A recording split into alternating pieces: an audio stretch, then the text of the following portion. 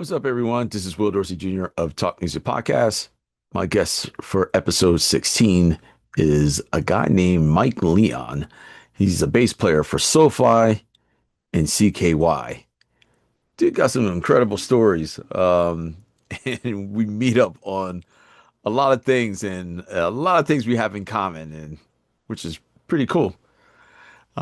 Anyway, learn about him, watch the show, and learn about Mike Leon.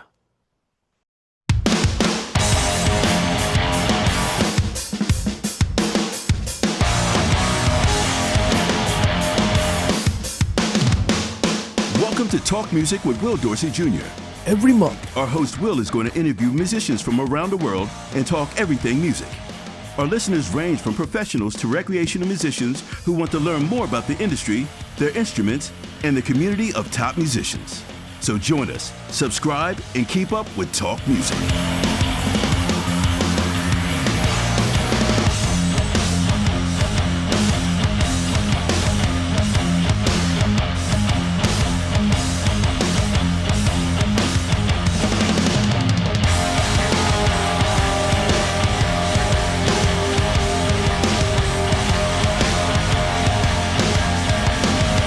visit us on www.talkmusicpodcast.com.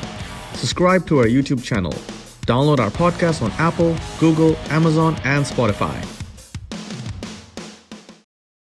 Today's episode is brought to you by our sponsor, eRecord Studio, the new way musicians rehearse, record, and share their eRecord sessions on social media. Visit ERS on eRecordStudio.com. Download this amazing app on Google and Apple Apps stores. What's up, Mike? How you doing, man? What's up, brother? Good to see you. Thanks for being on the show, man. I wanted to introduce you to everyone that watches our show, and say this this is Mike Leon. He's a great bass player that was playing in Soulfly. Mm-hmm. And now he's the new bass player. I just found out in what was it, July? Yeah. So July, he's in CKY now. Yeah, so that's right. Everybody welcome Mike Leon. Hello. Yeah. See? Yeah, I love That production value, dude. Dude, that's sick, man. I need to get stuff like that, man. I got you, bro. I got you. We'll get it dialed in. Oh man. Yeah, man. Thanks for having me, by the way. It's a pleasure to be here. Dude, you're man, thank you for being even just doing this, man. Oh, man, that's cool. I was surprised that that you really wanted to do it, man. That's I love that. Thank you so much, man. Thank you. Is it too early for a story time? Can I do a quick story? No, let's do it. Go ahead. For the listeners? Yes, do it. So, the last time I saw you was actually my first show with CKY at Warp Tour. Remember? I passed you in the parking garage. Yeah. Yeah. And then you were like, yo, I'm doing this podcast thing. Would you like to be a part of it? And I was like, yeah, dude, I would love to be a part of it. Let's do it. And now here we are. And look at us. Look at us. Yeah. It's a short story. It's a good one. Dude, I love that my man thing, man. Mm-hmm. My man. Yeah. Man, do you remember, man, when did we first meet, man? Bro, I was trying to rack my brain thinking about it, and I feel like it was a festival somewhere in Europe, perhaps. Yeah. Perhaps. Do you remember? I'm trying to as well. I don't know. I know it was with Soulfly. Mm-hmm. Absolutely. And yeah, that's all I remember, but I can't remember what festival it was. They all blend together, dude. Yes, they do. Especially when it's when we're both out there doing our own routes, and it's like two ships passing, and then hey, dude, see you later. And that's it, right, yeah. It's like that out there. But I do remember I was just like, oh, fuck yeah, body count, man, that's sick. Oh man, we were playing together somewhere. It might have been somewhere. I feel like it was I tried to Google it actually. Did you really? Yeah, I was like, when did Body Count and Soulfly play the same show? It might have been Alcatraz Festival or something like that, or Resurrection. I don't remember. Man. Somewhere over there. But either way, I'm glad it But happened. yeah, yeah. It could have been when I was probably drum teching with the Offspring. That might have Um, been it too. yeah, because I know Offspring and like they get with some metal bands as well, Hmm. and it might have been during that time. I man, I don't Yo, know, was it man. that festival in Canada called Montebello Rock Fest? It was Soulfly played, I believe, with the Offspring and Wu Tang and Rammstein. Oh, Montebello Rock oh, Fest. dude, no, That no, no, might have no, been no, it. no, yeah, That might no, have been it. yeah, yeah, All that was right. it. Now That we're on to was it. something. I knew it was a festival, and Montebello was a really good one, and it's like got a lot of European vibes. It's right there on that lake in the back of it, behind the Hmm. stage. Yeah, How do you forget dude, playing with Wu Tang and Rammstein on the son, same stage? I man, Rammstein was just like I wasn't. We were loading out, and all of it. They didn't even tell us. We were just loading out, and all of you heard was just like this loud explosion, and I was not ready for that at all because we were loading the truck. Oh God, Like yeah. like You like hit the wow, ground. Oh right? I was shit. like, what the, like, Oh, it's just Rammstein playing. right? It's like, oh my gosh, I didn't know the show was like that though. But I mean, Bro, they're so crazy. They're so crazy. mm, Yeah. dude, man, That yeah, must have been it. Yeah. yeah, That that's was like got to be 2016 or something, man.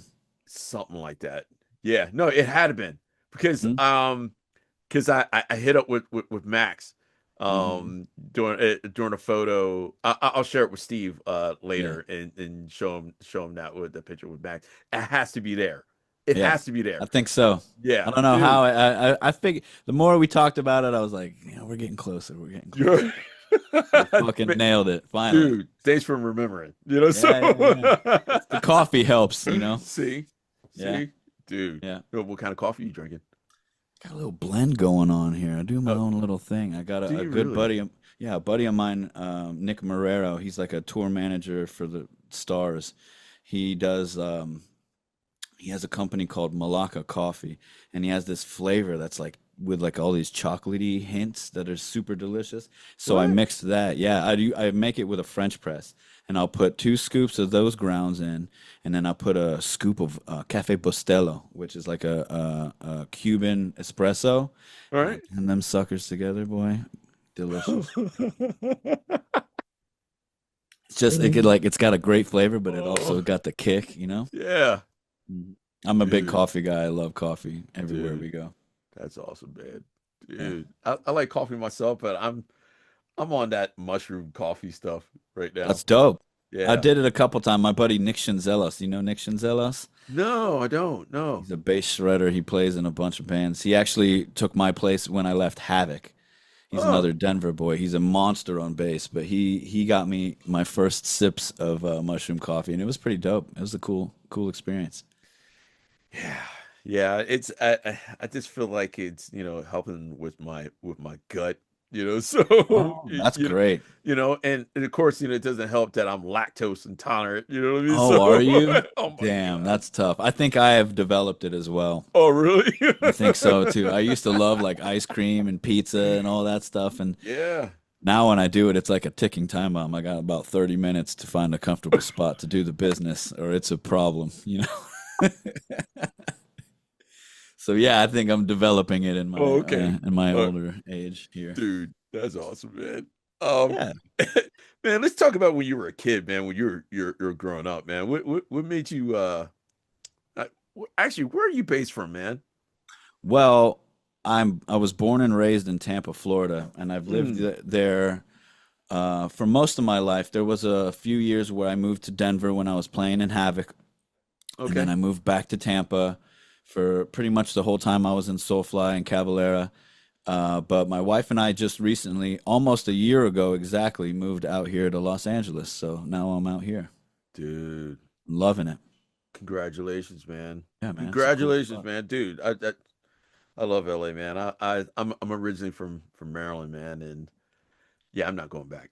So Where are you? I meant to ask earlier. Where are oh, you? I'm in the IE in the Inland Empire Oh, okay. section, so I'm up in the mountains. I'm up in Mount Baldy, so Dude, that's uh, sick. I had so I no get idea.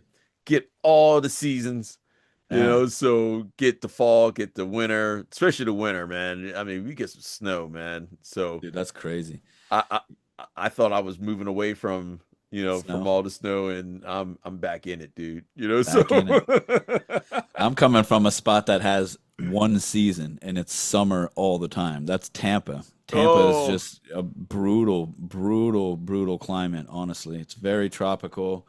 Another big reason why we left was the hurricanes. oh And it was just getting to be mm, too much. The heat was too much, the humidity, the summers oh are miserable. It's like difficult to go outside. You can never have the windows open. And I yeah. moved to the exact opposite of that. Like Oh now in right. LA, I got all my windows open all the time. It's beautiful. It's raining sunshine every day, like yeah, it was a good move. We definitely deserved a better living situation weather-wise. Right. You can't be mad at that at all, man. No, I'm not. Look at me. I'm smiling, bro. It's a Right. good day. It's a good day here in LA, baby. Man, dude, what made you get into music? Well, my parents were always listening to music of one sort or the other. My mom had a lot of like pop sensibilities and stuff, and she was listening.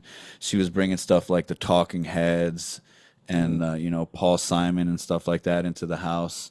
And then my dad's the rocker. My dad was bringing stuff like Carlos Santana there you and Van go. Halen and Black Yeah. Sabbath, Led Zeppelin. Yeah. And so I had like kind of a cool mix of all that. Plus, back in the 90s when I was a kid, the radio was actually really good. So there was like, that's how I found the Chili Peppers and all, like Alice in Chains and stuff like that. So Okay. those were like some of my favorite bands growing up for sure. And I guess that's kind of what got me into the rock and roll world, was going to work with my dad. He worked in construction. He was like a supervisor. Okay. And we'd go, and I'd go to work with my dad, and he'd be listening to Led Zeppelin in the truck on the way there. And then we'd Yeah. be on the job site, and everybody's listening to what was the big radio station. It was 93.3 FLZ. And that's where you could like listen to, Alice in Chains and stuff. I remember Yeah. hearing Alice in Chains on the job site, and I was just like, this is sick. It was like Rooster. Oh yeah. It's the song Yeah. Rooster, and I was like, this is Yeah. cool, man. So yeah, Yeah. those were like my formative musical years. Dude, I heard that you used to play violin, man, when you first started, right? That was my first instrument, actually. Really? Yeah, yeah. The Oh, first instrument I ever picked up. It was yeah. it was like a school. In school you had to play, like there was a musical program in my middle school, Right. and they either had like a band, which was more like brass, and wood instruments, and then the orchestra was, strings, and basically Mm, just like the double bass, cello, and violins. dude. And I kind of gravitated towards the violin. I'm not sure why. I think I knew I wanted to play strings, and I thought the violin was cool. Yeah. So I picked that up, and that I think is why that was the first step in my path to playing stringed instruments. I loved the violin too. Sure. Like it was a really cool Do you, time. do you remember what grade that you started playing violin, or I I mean, I think know this is it's like a hard reach, like No, trying to I remember that. remember. It was Yeah. I loved it, dude. I loved it. I think I was in the chorus in my 6th grade year, and I learned like how to read music and like, notation, stuff like that. Mm-hmm. And I sung in the choir, but in 7th grade I was like, I think I'm gonna move to playing an instrument, and that's when I went into the orchestral program in my middle school. Okay. Okay. Man, look at you, man. All right. Everybody starts Orchestral. somewhere, you know what I I'm saying? I did it too, man. But it Yeah. was, of course, it was all about drums and Mhm. like playing timpanis and Yeah. stuff like that. And later on, just kept on. I stuck with it, but I was also doing the whole chorus thing as well. Yeah. So I was playing the chorus, and then of course, orchestral stuff. Like with strings, but of course it was always like I was either on snare or bass drum or something Mhm. like that. You know what I mean? So That's funny. That's fun. I have a funny story about that too. okay. Um, so in 8th grade, I changed schools. Excuse me. In 8th grade, I changed schools, and they didn't have the orchestra at the new school. They just had band. And I was like, damn, that sucks, because I spent that whole year loving violin. I still had it, and I played it in my own time back in the house. But at school, I ended up having to play the saxophone. And Really? yes, it was a very, very short-lived endeavor.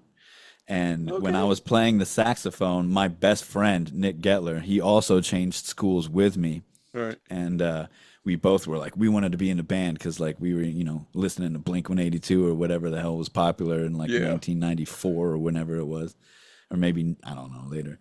But he was playing the snare drum because he wanted to be like Travis Barker. Right. And it was like, and then it was like, at school, it was like, he was like, yeah, that's cool, And then I was like, I remember we had one day where it was like, we came home from school and we were like, how the hell are we going to jam?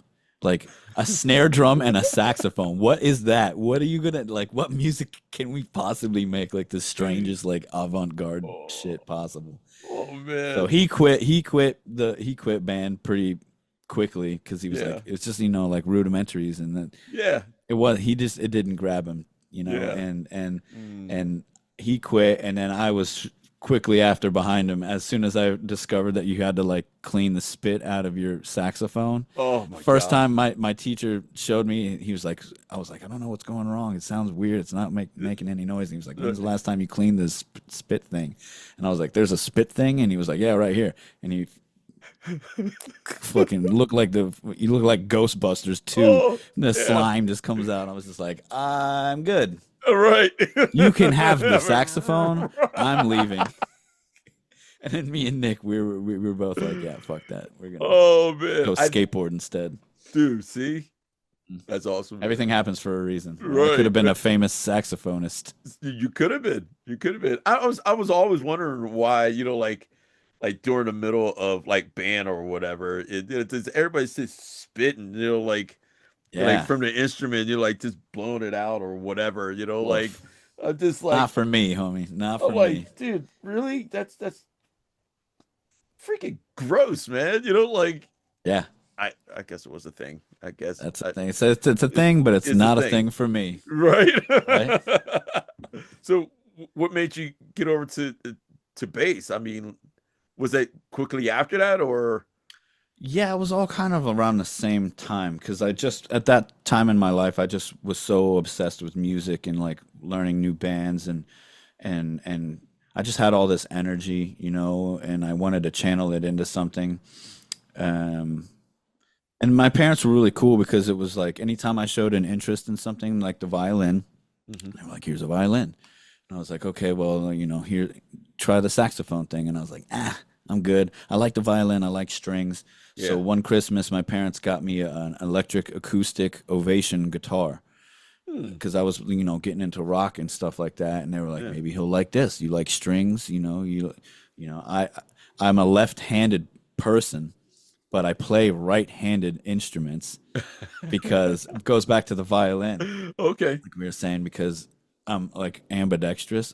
I used to have two different crayon colors in my hand, and I would be coloring two different colors at once on the coloring books in kindergarten and stuff. And then my dad, he always tells this story. I used to have two pencils, and I would start on my paper, and I'd be writing with my right hand or my left hand, and then I'd get to this part of the paper, and I was so lazy, I would just start writing with my right hand. And then my teacher, parent-teacher conference showed up, and she was like, "Look at your son's handwriting." And he was like, "What am I looking at?" And he was like, "Half of it goes that way, and half of it goes that way." And they were like, "Well, what's happening here?" Because that's kind of weird. And they were like, "Your son is writing half of the paper with one hand and half of the paper with the other hand." And then, so that's when we discovered that I'm ambidextrous. Dude. So when it came time for the violin, they were like, we had to rent one from the school, and they only had like one or two left-handed ones, and it was like more expensive than the right-handed ones. I mean, I think it's like that still with guitars. For some reason, the left-handed are more expensive. So they were like, you're ambidextrous, take the right-handed one. And I was like, sure. So that's how I started fretting with my left hand and bowing with my right. Gotcha. So that translated into guitar. Right. So yeah, I started playing the electric acoustic, and I was trying to play like I was obsessed with the Chili Peppers, dude. Red Hot Chili Right. Peppers was my favorite thing. Yeah. Flea was like an alien to me, and it still is. Like I Yeah. love. He was like my first love of like a musician that I Yeah. really gravitated towards, and I was like, I want to do exactly what he does. But I was playing like Mm. I was struggling playing with a pick. I didn't realize you're supposed to play a guitar with a pick. So Yeah. I'm playing like Red Hot Chili Peppers licks and like Rage Against the Machine licks with my fingers on a guitar. And that Dude. was my dad was like, well, if you're gonna play with your fingers and you want to like Flea plays a bass, let's get you a bass. So we traded in the guitar, Right. got myself a bass, and that was it. Wow. Yeah, that was it. And I've been a bassist ever since. So do you not play guitar at all anymore, or Not really. Of all no? these instruments, these lovely instruments behind me, Oh, they're all basses.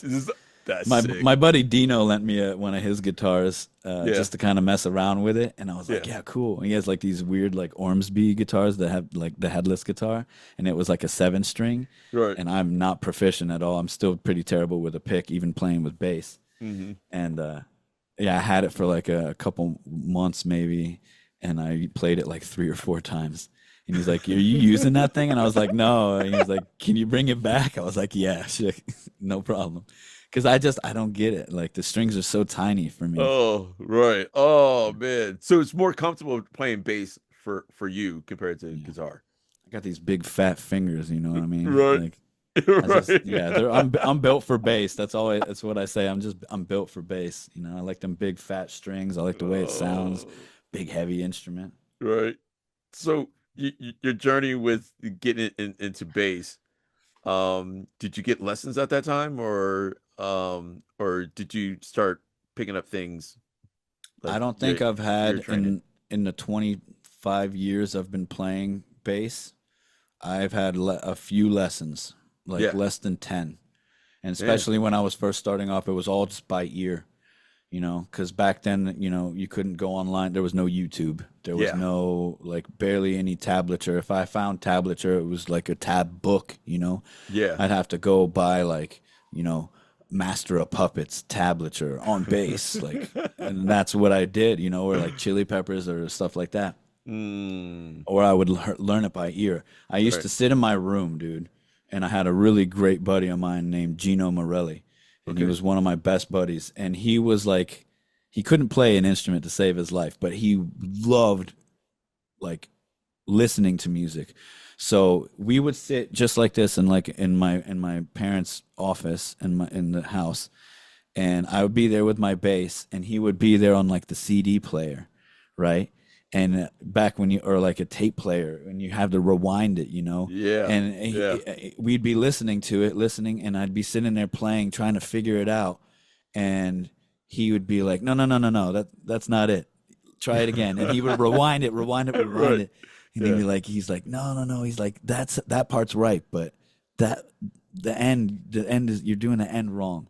But he never Mm, played an instrument in his life. He just had also had a really good ear. dude. We would sit in there, dude, for hours, and he would just like kind of be like almost like my DJ when he would just sit back and rewind to the parts and like give coach me almost. You know, like I was putting the pen to paper, but he was there like inspiring me and kind of just it was a really cool relationship, that part. Like that was really one of my favorite parts of like learning music. Very strange, but like Dude, that, it was cool. It was super cool. I love Gene, man. He's still like, you know, I tell that story pretty frequently. And right. if it wasn't for him and those hours that we spent, dude, doing that, like, it's how I learned all my Rage licks and tons of Chili Peppers. There's this Dude. band called Rufio that has like crazy bass lines that like Right. he wanted me to learn. You know, he would bring me these songs and be Right. like, "You need to try to learn this one or try to play this one." Like all this crazy, like, you know, like kind of pop punky busy Yeah. bass, anything that had busy bass, he would bring it to me and we would sit there and he would like coach me with no musical knowledge, just a killer ear. And he would just coach me on like, you know, that's not right. You know, like try this, try moving that note like one up. Oh Yeah. man. Shout out to Gene, dude. Dude, Seriously. man, that's sick. That's Yeah. sick, man. During that time, and talking about you playing Red Hot Chili Peppers and whatnot. Which album were you going through when you were first learning? It's the one. You know the one. What, It's the Mother's one. Milk? Well, that was a good one, but it Right. was for me, Blood Sugar Sex Magic, dude. Yeah, I knew it. I knew it. I That's should the have one. said That's the one, that. bro. That's the one that has got all the hits. And when I was a kid, that was just you couldn't turn on MTV and then not see that. And like you Oh, watch MTV for an hour, you're gonna see, "Suck My Kiss" yeah. twice. Yeah. And that video was so crazy too. I didn't give MTV their flowers earlier when I was talking about the radio and my parents. Like Yeah. MTV, for those of you that may be too young to know this, Mm, MTV was the epicenter of finding new hot music, dude. When yeah. music videos used to be like really important, and the Yeah. premieres, they were like new Red Hot Chili Peppers this Yeah. Friday, 7 p.m. MTV. Yeah. Like that was the thing, dude. And I remember sitting there with my folks, and we used to have like a VHS recorder, and we Yeah. would record like whatever hot singles were coming out. Like I remember when System of a Down dropped Chop Suey. Oh, There my was this gosh. Yeah. giant campaign before then, and we were just like, all my friends in school were like, "Oh, like let's get home," and everybody would come to my house because they knew that my parents loved it, and my mom would make food for everybody, and we'd sit there, and I would had my VHS recorder ready, and I had like 5 of my friends in the house, and like as soon as it came on, we recorded it, and I would make like mixtapes of like VHS tapes of like System of a Down, and when Slipknot's Iowa came out and Left Yeah. Behind video dropped, Oh, that was my like gosh. all of those things, so like that was super important too, man. Like the MTV influence was you and I got to experience something really Yeah. special in that era, I think. No. I mean, even going through with the Headbangers Ball. Yeah, see, exactly. I mean, that to me was big because I was all over the place. I was listening to rock. I was listening to hip hop. I was everything that was on MTV when they were showing music videos. Rest in peace. Yeah, rest in peace to Those were the MTV, days. man. But man, big influence on like just what music I even listen to. Same. But yeah, I totally agree with you on that, man. Like especially those big premieres like that about Red Hot Chili Peppers, and it didn't matter if it was Foo Fighters or Mhm. whatever, you know what I mean? Same thing, Yeah. you know what I mean? But yeah, it could have been, like, it could have been, any band that was out there, like of course, I'm probably gonna get backlash for this. Uh-oh. With the pop music. Oh, yeah. Dude, Dude, Mariah Carey, like she owned MTV back in the day. Yeah. You know what I'm saying? Like Yeah. Biggie, any Yeah. of Puff's stuff, Yeah. before he got weird, or maybe while he was weird, who knows? He's been doing that shit forever. But like Man. those were big ones. Eminem, Yep. dude, he had MTV like this, bro. You remember TRL? Yeah, man. Yeah, That's all that's that, the Backstreet Boys, all that. every day I was watching that. I just TRL, wanted to see dude. what was, like coming towards number one or whatever. It didn't matter if Yeah. it was. It could have been, it could have been. I mean, yeah, it could have been any of those bands or singers or whatever. You know what I mean? I just wanted to know, Right. just to know. Dude. So I remember so vividly the day that Nookie by Limp Bizkit hit number 1. I Yeah. was like jumping off the couches, dude. I was like Oh. parkouring in my living room because I loved that song. I loved Yeah. that band. yeah, And my parents, like, of course, they were like, "What is this? Like, what are you doing?" And for me, dude, when Limp Bizkit's Nookie hit number 1 on TRL, Mhm. wow, like that sentence alone, I just grew another gray hair. Oh, from, right. like, See, showing my age right there. Like, that's what kids used to get so hyped on, dude. And that was Yeah. like super important, formative years. Like we had a killer culture back when that was like the norm, and I really miss Absolutely. that. Those were good times, man. Yes, good it times. was. Absolutely, man. Man, well, okay. So speaking on that, did you ever think when I guess you were a teenager or whatever, did you think you were ever going to be in a rock band? Dude, this is crazy because That's a good question, and most folks, have that answer. But for me, it hits so much harder because CKY was my favorite band as a kid. It like Mm, changed my life. When I found really? CKY, and Right. my cousin actually showed me CKY 2K on VHS, Right. and he was like, you got to watch this. Like, this is so crazy.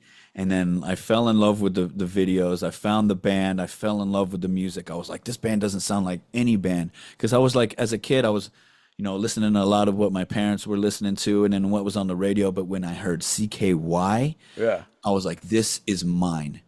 Like, this band is my band. Like, Yeah. they sound like nobody else. They're doing so much other stuff.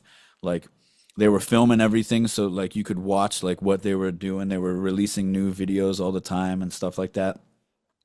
And that music changed my life for sure. Mm, So to answer your question, I always wanted to be in a rock band, and I yeah. never expected to be in my favorite rock band. But Dude. here we are. Like, I just turned 38.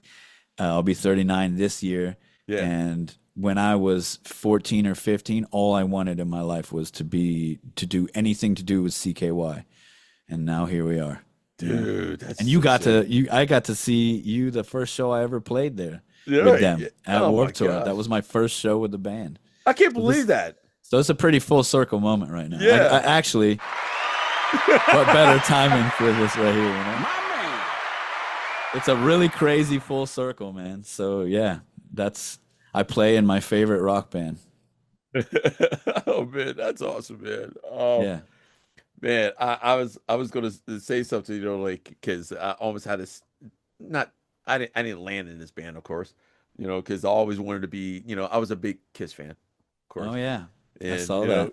and I just I thought, like one of these days I'm gonna be the drum for Kiss, and of course everybody thought I was crazy.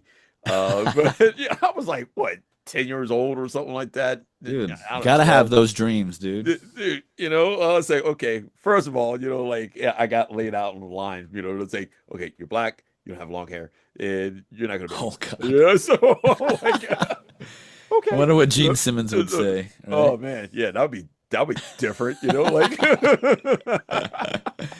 That'd be sick though. yeah, it would have been cool, but I mean, they picked the right person, which was Eric Carr at that time, Oh yeah. so I mean, yeah, man, I don't know. It was literally a dream, and I kept on dreaming about it. That I was going to be in this huge drum set. It was like over top of me, like Yeah, yeah, drums. yeah. The Oh, cage. yeah, like this all over. You know what I mean? So I Uh-huh. was I don't know, man. I was dreaming. That was the big dream. Hey, you bring that kid onto some body count stuff, uh, dude. I could, because that's what they really want. Like they always want, like, because Go normally big. everything has to be big. I So, know. like, of course, like my kid, when I first got into body count, they wanted, because I was only playing like a 5-piece kit when I first got into the band. It's like, you need more drums. Yeah. I'm like, huh? It needs to be bigger. Right, it Bigger. needs to be bigger. That's like, the I need kick drum. 3 snare drums. Is right, exactly. Make Get it some big. rototoms over there, 3 Exa- kicks. Yeah. Oh man. Man, I remember like first actually touring. We did shows, but actually touring with Ice. Ice sat behind my kit, and Ice sits down behind it, and it just goes like, "You need more drums." I'm like, "Wow, I Yes, thought, sir. yeah, I'll get on that." So Yep, yep. That's awesome. anyway, Gotta go big, baby. yeah, have to go big. You know what I mean? So, oh man, oh, geez. I was going to get into something else. Have you ever thought about doing other things besides being a musician at all, or Yeah. what were you getting into, man? You know, I've always like done music in one way or another, but there were definitely times where I was like, I don't know if this is gonna pan out, right? Right. So I've kind of, for the most part, always tried to have like a secondary thing going on because, of course, also when I was first starting out, the bands that I was playing with, we weren't making any money. And it was like I would have to basically work when I'm not on tour. I'd have to work to be able to go on tour. Yeah. And I don't know, like I used to work at a driving range, like a golf place with like putt golf and batting cages and Yeah. like driving range. Dude, if it wasn't for that job, I probably wouldn't have made it as a musician because when I was in my first band, The Absence, I worked at this place in Tampa or Brandon, Florida called Ace Golf. Shout out to Ace Golf. It's not around anymore, but if it wasn't Okay. for that place, dude, Right. my boss Frank, he used to let me. He would let me if I gave him enough advance. Yeah. He would let me leave for a tour and then come back and have my job. For you Dude. guys that don't realize that in this new modern age, like that was essential. Yeah. Having something to come home to. Yeah. Or it was either that or like delivering pizzas, something that you could always kind of just pick up. So I used to do that job and I used to, we would book tours and I'd say like, "Hey Frank, I'm going to be gone for like 5 weeks." And he'd be like, "Okay." But then as soon as what day do you get home? And I'd be like, "This day." And he'd be like, "The next day, schedule me 7 a.m. Gotta get out there and cut the grass, dude." And I did it, bro. And I did that job for probably 10 years, man. And I swear, if it wasn't for that job, I wouldn't have made it Dude. in the music business. And I did that job all the way up until I actually had to quit because I moved to Denver to play in Havok. So all of those years, that was it, dude. Everybody in Florida Dude. and Tampa knows that I was at the golf range all those times. Dude. We have something in common. Oh, snap. Golf. Oh, yeah? I You? also worked on a golf course as well. Dude, see? I knew it. There was something. The secret is out. Something. I was like, this guy. he's got Oh. something I know. Oh man. Crazy. My father was a superintendent on a golf course in Maryland, and of course I always wanted to be in doing the same thing what he was doing, which was golf course maintenance. And I worked there with my brother and my uncle. I worked there for 18 years, Oh, and of course I was doing music at that same time as well. so sick, dude. And How rare is that? it is very rare. And That's like your crazy. story, I was like, dude, That what? sounds familiar. Right. I'm like, okay, but I didn't get the chance to, like go on tour. My band was much smaller. We did a lot of shows that were in the state of Maryland, or we'd go up between like Pennsylvania, go down to South Carolina and stuff like that. Right. But I understand about getting to work early the next day after you have a gig. Oh, yeah. And like I could be going like maybe 4 hours or something like that, arrive at that job at like 5:30 in the morning. Of Cut the course, grass. cutting the grass, cutting the The greens, greens, dude. the Oh my God. fairways, Yep. the tees, like I was all in it. I thought I was going to be like, I'm going to become a superintendent of a golf course. I Wow. thought that. That could have been crazy. And my boss, I invited my boss to one of my shows in the local area, and I was up for like a raise or whatever, and it was an evaluation or whatever, and I'm like, he's like, dude, so I'm gonna tell you something, and I normally don't tell my employees this at all. He's like, I love what you do here at the job. You're one of my best guys here at the golf course. But I think you need to quit. I'm like, what? Whoa. I was like insulted. I was like, what the what, my lines ain't straight, man? Come on. Yeah. Man, I was all in it, like lines left to right, right to left, Oh, yeah. side to side, front to Like that back. cross pattern.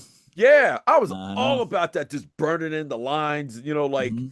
I was all about it. I was like, so what are you trying to say? Like he's like, I think you need to get out of this so you can get into music. Oh. You need to figure this out of this whole music thing. I'm like, Wow. at first for I him. was Yeah. No, if it wasn't for him, his name was Bo. Shout out to Bo. Bo, yeah, man. My man. That's right. um, and he was just like, you really need to dig deep into this and figure this out. Call some people and just try to figure this out Hmm. and get out there. You need to get out there. I'm like, really? He's like, yeah, you have the talent. Go out Wow. there and just do it. So 2 years later, I eventually of course I left the golf course business after 18 years or whatever, and I went to Guitar Center and got a job out there at Guitar Center. I was like drum manager or whatever, sales manager, or of the store or whatever. And then after that, I decided to have a big up thing, and decided to leave Maryland and get out and go out to California, and went to the Sherman Oaks store.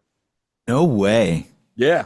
So that's when we said Sherman Oaks earlier. You were like, Yeah. I know Sherman Oaks.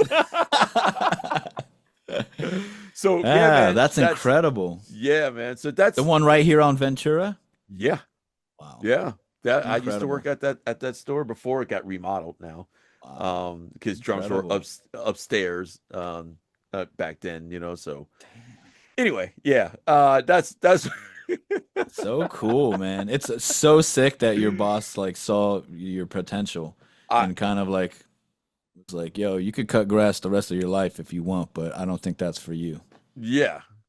You say, but think of it as this. It's like you can always come back to this. I'm Right. like, okay, all right. You have a Grass still gonna be here. Yeah. Ain't going anywhere. Right. I was like, if you really want to do this, maintenance, superintendent thing that you really want to do, you can go to school for it. I'm like, not really, huh? Yeah, I'll try the music thing. So, yeah, man. So I went that way. Good for you, man. That's so sick. That's a killer story, and I can't believe we both used to work in the golf industry. Yeah. How crazy is that? No, it is, man. Do you play golf? Well, when I was there, obviously I would drive some balls, and I guess it kind of just comes with the territory. But Right. yeah, I would love to. A good buddy of mine out here is always trying to get me to play some golf, but all my clubs are still back in Tampa. Yeah. But I love it. I think it's super relaxing. It's really like a killer sport to focus. Yeah. And I like the whole vibe of it. It's like it's nice and quiet out there. It's nice and sunny. It's beautiful. You hear the birds and your own thoughts, and you just get in your zone and you do it. Dude, I wish I was more into it, but I was. It's hard, bro. It is hard, and I always shank the ball. Of course, so do I. I have a weird thing that I do with golf. I have a lot of weird things. Being an ambidextrous person, to go back to that. Man. So check this out. This is Okay. super weird. Now that we're talking golf Okay. All right. and shanking, Right. so check this. If I drive, I swing my clubs with both hands, like both directions. So like I drive with my left. So I'll drive with my left, and it will go straight as an arrow. If I try to drive with my right, it will go not straight at all. But Oh. when I'm doing my short game with irons, if I'm chipping or putting, Yeah. right-handed. Right-handed. It's all in the Really? hips. So weird. I drive straight as an arrow with my left, and then I chip and short game with my right. Hold on. So Super how's that work with the clubs? I have a left-handed driver.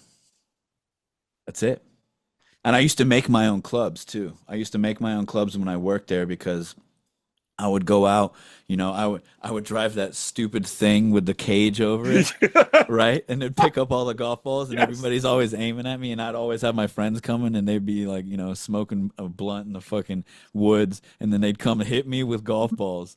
And I would also, I'm not gonna lie, I also used to smoke the blunt with them in the woods. Right, So yeah. I'm sitting there like with my headphones on, just jamming, and then bam, all of a sudden, like. But I would be out there, and then sometimes like a head, these guys swing so damn hard, the head will break off. And some people just look, they're like, oh, fuck it, I broke my club, got to get a new one. Yeah. but I would have this like $500 sick ass head. And one of my jobs there was like to reshaft heads. Yeah. So I would just bore it out and put a new I would buy like a nice, shaft, which is not nearly as much as the head. Yeah. And I basically built my own clubs. All my own clubs back in Tampa, they're all like built by me. Dude, that's sick. So, yeah. I know. I need to get them out here because like this is a perfect place to play golf, I wouldn't mind getting back into it. There you go, man. Oh man, I got my son into it now. My Nice. youngest It's son. a cool sport. Yeah, man, and he's all about it. And of course, on the golf course that I was on, you ever heard of a guy named Kyle Brookshire? Doesn't He's ring like a bell. he is like the long distance golfer right now. He's like the Happy Gilmore. Oh my gosh, that dude could hit. But that kid, well, now, I mean, he's like famous now or whatever. But Killer. his father used to run the golf course that I used to work on. Was really good friends with my dad. But yeah, his golf course in Crofton, Maryland. And yeah, so now this kid, Kyle Brookshire, is like, yeah, he's like the longest distance, Yeah, check him out, man. Whenever You know what? I think I might have heard of that. I don't really follow it too much, but Right. like, I see things every once in a while. that's cool, man. Long hair, you can't miss him. Sick. Yes, so, I yeah. definitely know who you're talking about because I Right. was like, long hair in golf? 'Cause, Yeah. like I always had long hair and they were like, it's like a very gentlemanly sport and it must be Yup. like trimmed and proper all the time.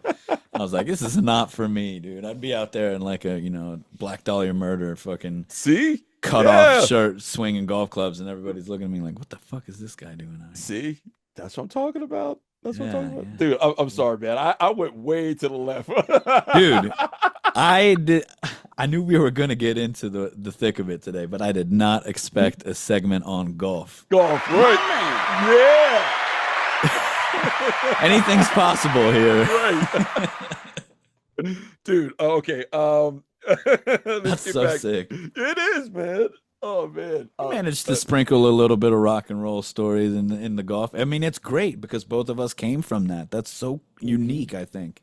Yeah, dude, man. That's like, man, we got a lot of things in common, man.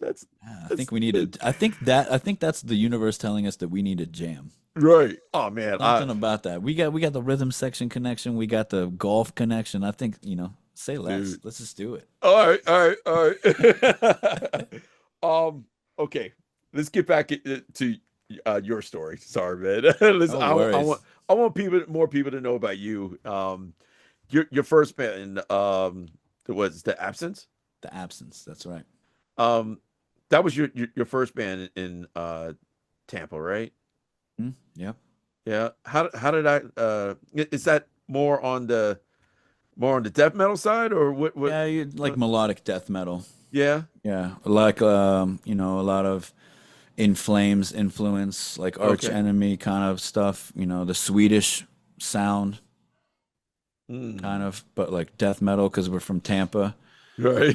Yeah, we did. I've done 5 albums with the band, and I started.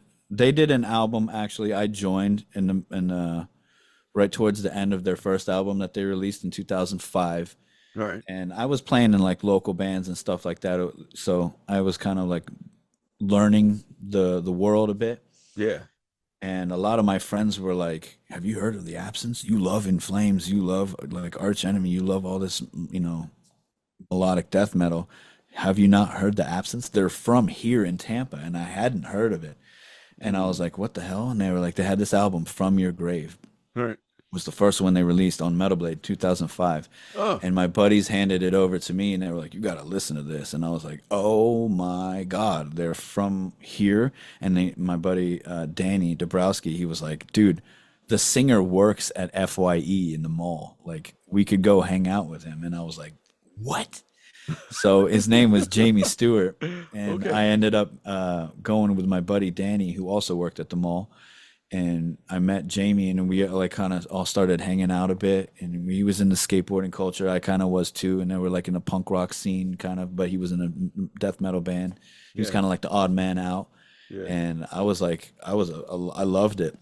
So we kind of became friends through that, and we'd skate and stuff like that. And back then, I wasn't really playing much bass. I was so obsessed with Children of Bodom that I had a delusion of grandeur, thinking that I could play guitar like Alexi Lyle. Yeah. So I stopped playing bass for a minute, and I tried my hand again at electric guitar and like keyboard because I loved the sounds that they were making. I was like, you can make like metal with keyboard, because Children of Bodom was doing that, like Yeah.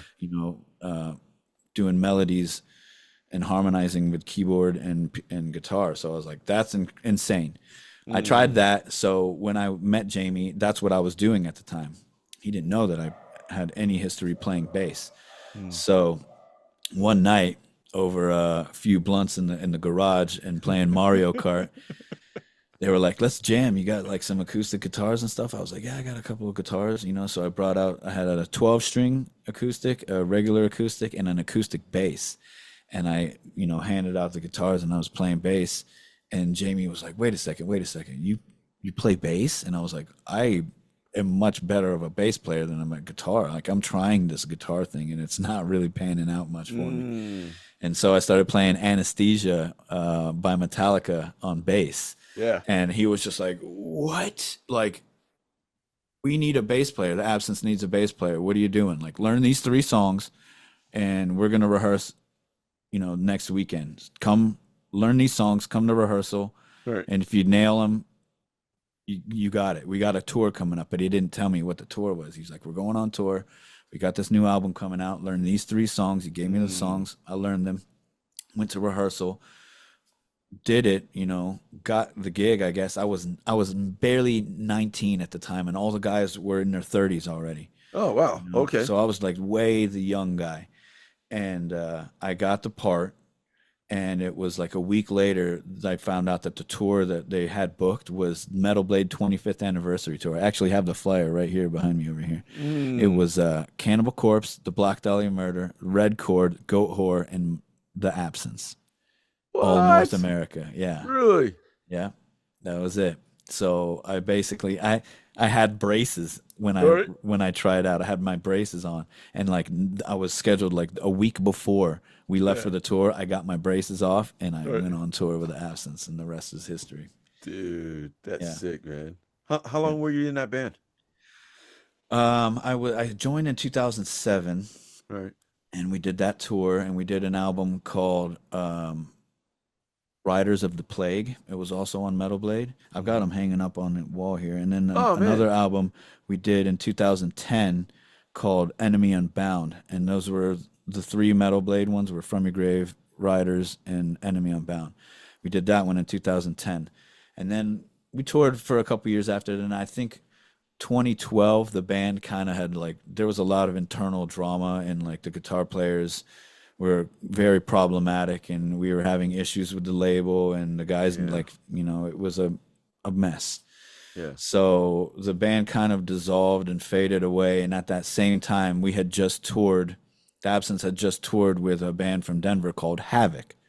And we met at this tiny little bar in Jersey called the Championship Bar and Grill. And it was like a venue of like maybe not even 100 people. And they had like chicken wings and a bar and stuff like that. And I remember The Absence played the night before, and then we had a day off, and our guitar player had family in Jersey. Right. But we loved the bar so much that we went there the next day, and we were like, yeah, fuck, let's just get some beers and some chicken wings and see whatever. Yeah. So the tour that we saw the next day happened to be Havok and this band Wretched, like another death metal band. And I saw Havok, and I remember sitting there eating my garlic parm wings, looking at them, and like they bust Havok's playing, and I'm like, this band's pretty crazy. And their bass player had like this anatomical skeleton hand, and he was like shredding Fender looking ESP, and I was like, this is sick. And they busted into a cover of Slayer, and I was like, oh my god, this is now my favorite band. Right. So after they done playing, I was like, dude, tell me everything about you guys, what the hell's going on. And me and my buddy Pete Weber, drummer extraordinaire, I'm sure you know and love Pete. Yes. Yes, That's Peter's how the we met, man. was that night. And then we were like smoking some weed in the van, and just like they were like, yeah, we're from Denver, we do this and that. And I was like, dude, I love you guys, this is incredible. So we met then, we kept in touch. Then we ended up touring together in 2010 or 11, I believe, with a band called Malevolent Creation and Full Blown Chaos. So it was a really crazy tour package, but we toured together then, got to know the guys, and then that was when the absence was kind of like amping down, kind of ramping down, and kind of a lot of drama. And then Havok was like doing the exact opposite. They were about to release an album called Time Is Up. That's like their seminal album. And I wanted to do anything. I wanted anything to do with Havok because I saw the trajectory. I saw the guys were like super cool. I loved hanging with them. So when the absence kind of stopped, Dave asked me like, well, we're about to get super busy and I want a front of house engineer. Like, do you know how to do that? And I was like, I don't. And he was like, I can teach you. So he flew me to Denver and he taught me how to mix audio, like front of house, like to man a desk. Yeah. And he was like, this is how I want my band to sound. This is how I want my band to be mixed. Like he taught me exactly how to do it. He taught me how compression works. He taught me how to, do everything. And I went on tour with them, mixing them for a tour. We did 63 shows in 65 days. And I learned how to mix audio. And it was right at the end of that tour, they were having problems with their bass player at the time. Right. And he ended up leaving the band, and they were like, well, you play bass. Do you want to play in Havok? And I was like, absolutely. So I joined the band in 2013. I moved to Denver.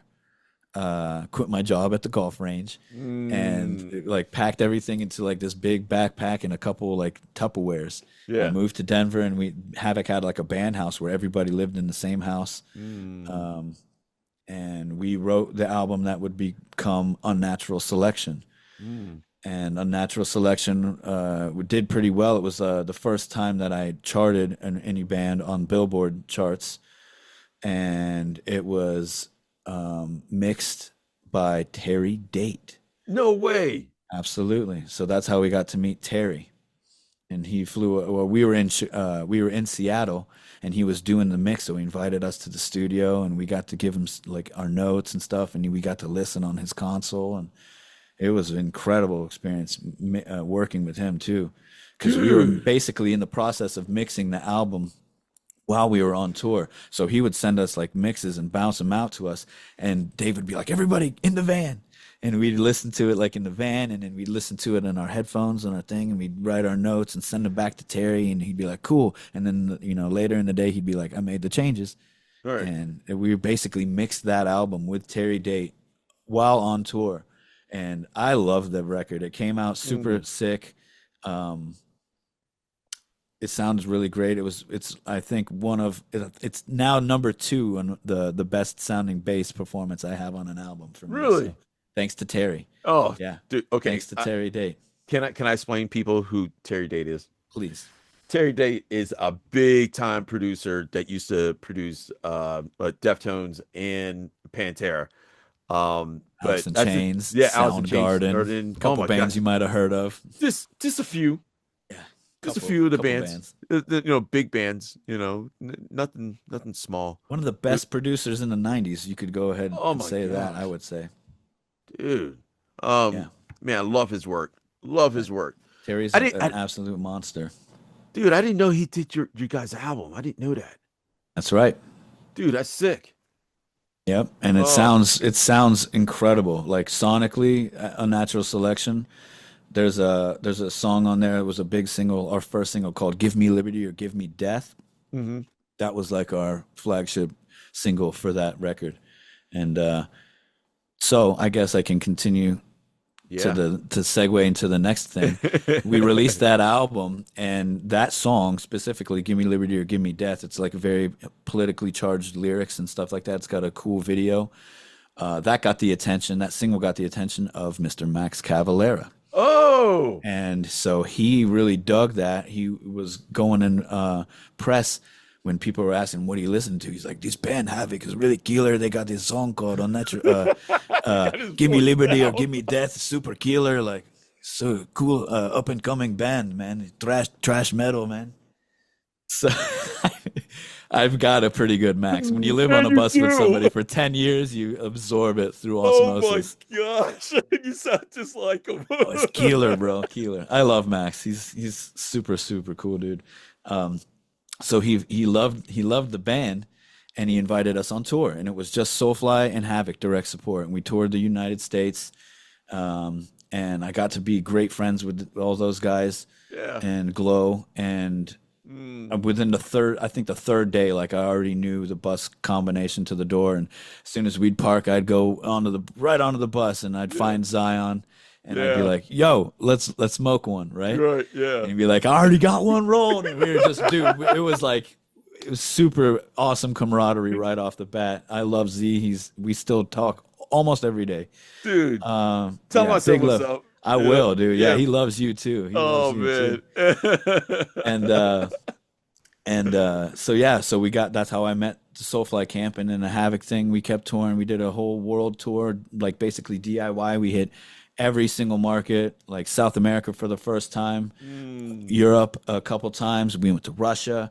We went to all of the Pacific Rim in Asia and Japan and stuff like that. So we went all over the place, Canada, US, a ton of times through that record cycle. And then when that cycle kind of fizzed out after about 2 years, 2015, Soulfly was actually looking for a bass player. And I was kind of ramping down with Havok. We were taking a break after that huge campaign that we just did. We were about to start writing a new album.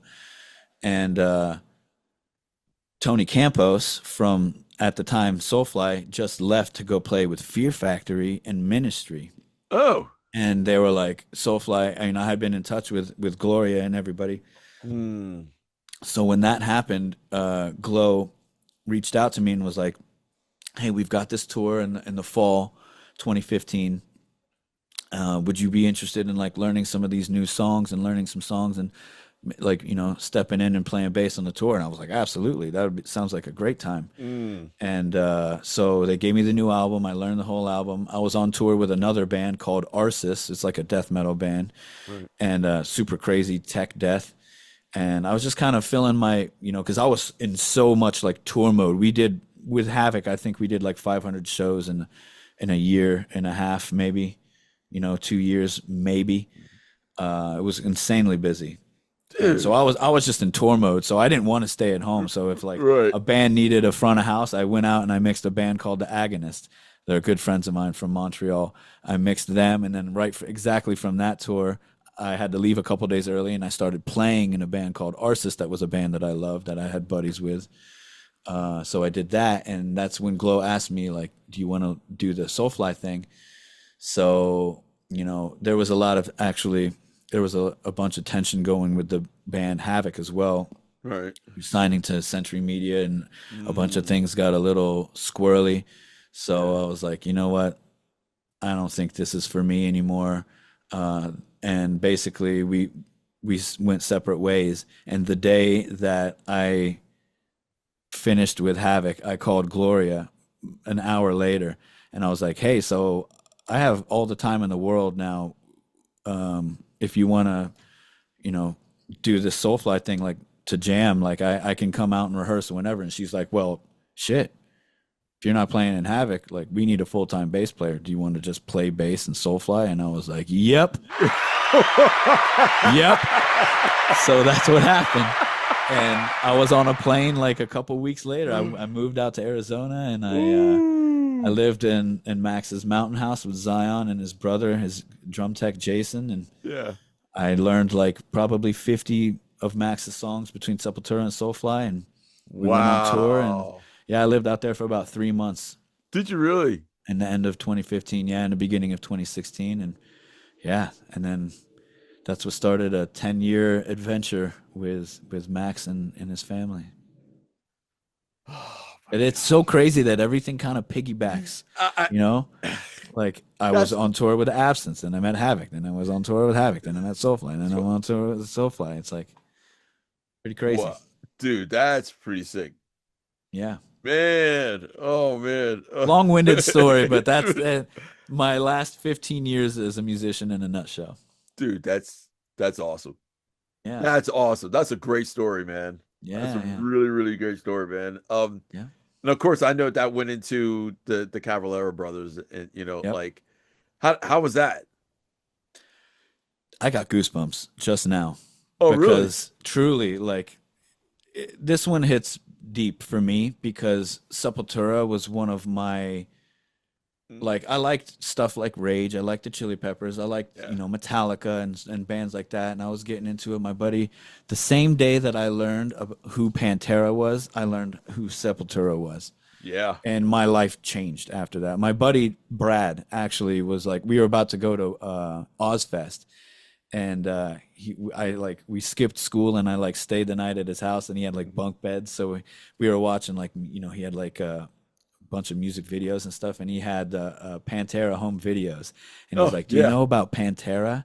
And I was like, "No," and he was like, "You're about to learn." Yeah. So he put on home videos, and he was like, "You like Jackass, and like you like heavy metal, like this is that together." Yeah. So I saw Yeah. home videos, and I was like, "Oh my God, this is incredible!" And then like we Yeah. ordered some pizza or whatever, and then after that, we watched the home videos. We stayed up like all night, and he was like, "Oh man, yeah, Pantera, that's super cool." And I was like, "Yeah, Pantera's so sick." And he's like, Yeah. "Well, what about Sepultura? Have you heard about Sepultura?" And I was like, "Nope." And he was like, "All right, well." And then there Mm. was like a DVD. What was that called? Of them performing. I forget what it was called right now. I'm having a brain fart. But there was like a Under Siege. Oh, Under Siege by okay. Sepultura was like Yeah. a live performance of them, Yeah. and I saw that, and I was like, my 16-year-old brain was just blown that Yeah. day. I learned Pantera and Sepultura, both Wow. brother bands, Yeah. and he was like kind of obsessed with that. And he was a drummer as well. Like a lot of my best friends are drummers. I don't know why that is. Hey, Got man. it pretty Hey. cool, I Oh. guess. So yeah, he taught me all that stuff, and Oh. so I fell in love with the record Arise. And Ooh, the next day I called my record shop, and I was like, "Do you have this album Arise?" And they were like, "No, we can order it for you." And I was like, I swear to every day I called them, and I was like, "Is it here yet? Is it here yet? Is it right. here yet?" And they were like, "No, no, no." Finally they were like, "It's here."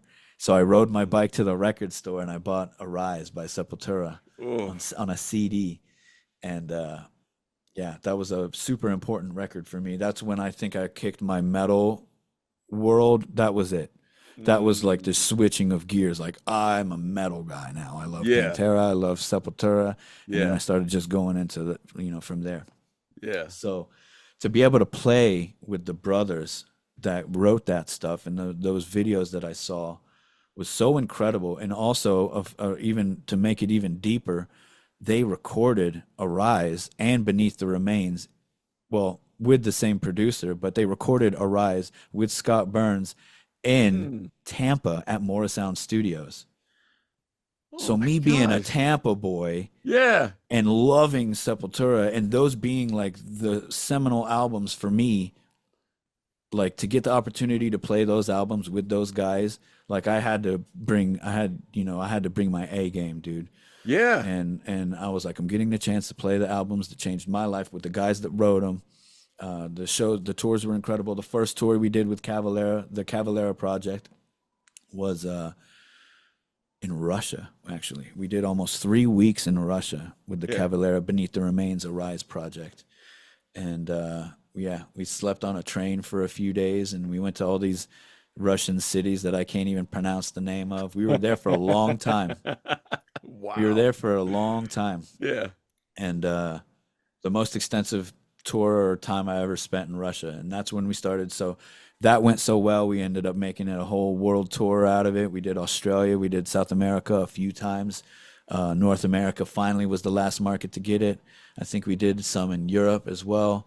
It was a whole world tour we did from Beneath the Remains and Arise, and then we later on COVID hit in the middle of all Oh that. man. Oh. And at one point, I was doing 3 bands at once. I was doing this album right here called Gift for the Obsessed by The Absence. I was playing in Okay. The Absence still. Yeah. Was doing that album. I was playing in Soulfly, and we were just released an album called Ritual that was produced and mixed and mastered by Josh Wilbur. We recorded that out here in LA in Orange County. And then also touring Beneath the Remains Arise from Sepultura with the Cavalera project. And at one point, I think it was 2018, the busiest year of my life, I did a tour. I did 3 tours with all 3 bands, 3 different continents in less than 30 days. Holy crap. So I started with the Absence, and we did North America with the Absence, and I had to leave the tour early in Canada, in Toronto. I flew home and flew my buddy out, Jesse Jolly, to replace me and finish out the tour. I flew home for less than 24 hours, repacked my bags, flew to Guadalajara, and did South America with Cavalera for the first time, which was insane. Then after that tour, and then I flew home for another 24 hours, and then I flew out to Europe to do a festival run with Soulfly. And the first show was like in Poland with Slipknot and In Flames, this big festival in an arena. So, and that was all within 30 days. That was the most insane month of my life. Dude. Oh my god. Oh my gosh, man. That Wow. Wow, Mike. I just grew another gray hair telling that story. That was a hell of like heavy times. Oh wow. But yeah, long story short, playing with the brothers was really incredible. You know, I'm very thankful to have been part of that, to play Beneath the Remains and Arise as a Tampa native, and those albums that were formed, you know, by another Tampa native in Tampa.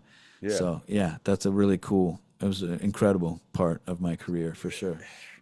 I'm still blown away of your story of listening to those 2 powerful bands talking about Pantera and Sepultura during that time. And wow, man. There was a question. It was another question I had for you around that time, and it was about the home stories of when you were watching the Pantera stuff. Yeah. And I saw that you were at a Pantera show recently, right? Oh yeah. Yeah. Would you think of the new iteration? The new, like with Charlie and Zakk Wylde. How was that? And I wanted to get your honest opinion on that. I got you. Yeah. So it's a loaded question. Yeah, sorry. Because no worries. I got all the answers and nothing but time. Right. I never got a chance to see Pantera as a kid. I never got to see Dimebag Darrell ever. The only unfortunate experience I ever had with him was I got to visit his grave back in 2015. Yeah. And I fortunately did get to meet Vinnie Paul once. He came out to a Soulfly show in Vegas, and he was super nice, and that was really cool for me. Yeah. But I never got to see the band in its heyday. Never, you know. Oh my God. I'd gotten to hang out with Phil a couple times because, you know, he was doing his band, Phil up in Somo and the Illegals. Yeah. And we toured, we played a bunch of festivals together in Europe, and I got to meet Phil, and he was always really cool. But I never got to see the band all these years. And now when they announced that they were doing this new iteration of the band, there was all these rumors, Forever. Remember, it was like all this big secret, and everybody's like, it's happening. It's not happening. It's never going to happen. It's happening next year. Like, get ready. Yeah. And so it happened. And I, on a side note, am a humongous Zakk Wylde fan. Yeah. I love his work with Ozzy. I just love him as a dude. His social media presence is fucking hilarious. He's super nice guy. It is. And like, so I love Zakk.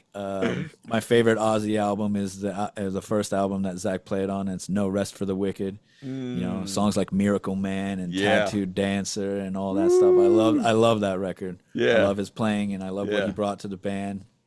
And so I was like, all right, dude. I didn't get to see him with Dime, but like Zakk is the dude that could do it. And Dime and Zakk were really good buddies, so it's like you got the blessing. Everything's cool. Charlie Benante is an incredible drummer too. Yes, he is. And so I got to see him. I've seen them now 3 times. The first time I got to see them, Soulfly opened for them at a festival in Portugal called Evil Live Festival, and it was an arena. And it was Soulfly, Mammoth, Wolfgang Van Halen. Okay, yeah. Alter Bridge. Yeah. Okay, yeah. And Pantera and Vended. Oh. Yeah, it was a Okay. cool, a very eclectic fest. You know how those European festivals, they just mix it I all up, and I I love that's that. I love that too. Yeah, I me wish too. the states would do that, man. Oh my Yeah, gosh, me man. too. So it was Oh like a grab bag of all kinds of different, like rock and roll, heavy metal, yeah, and so we got done playing, and it was like there was a ton of energy in the room. yeah. Max in Portugal, like when Max says jump, you fucking Oh jump, and that my whole place was jumping. We were gosh. like, the energy was unbelievable. And then Mm, Pantera went on, and it was I think the first time a lot of us had seen it. It was very early in the tour cycle of them bringing back the band, yeah. and we were invited to stand on the side of the stage. All the bands had played. We had like spots on the stage, and we were standing in Rex's world. And I remember Okay. them going out, and I was like, "Oh my god!" And then the cloth falls, and it's like, "Goof, da na na na na na na Yeah. na Oh, na na na na na." you I started saw out that with New first time. Level? Oh yeah, dude. And You like my started out whole with body that? like went numb. I was just like, "Oh shit!" So we were watching that, and Zach's over there doing this thing, and I was like, "This is unbelievable."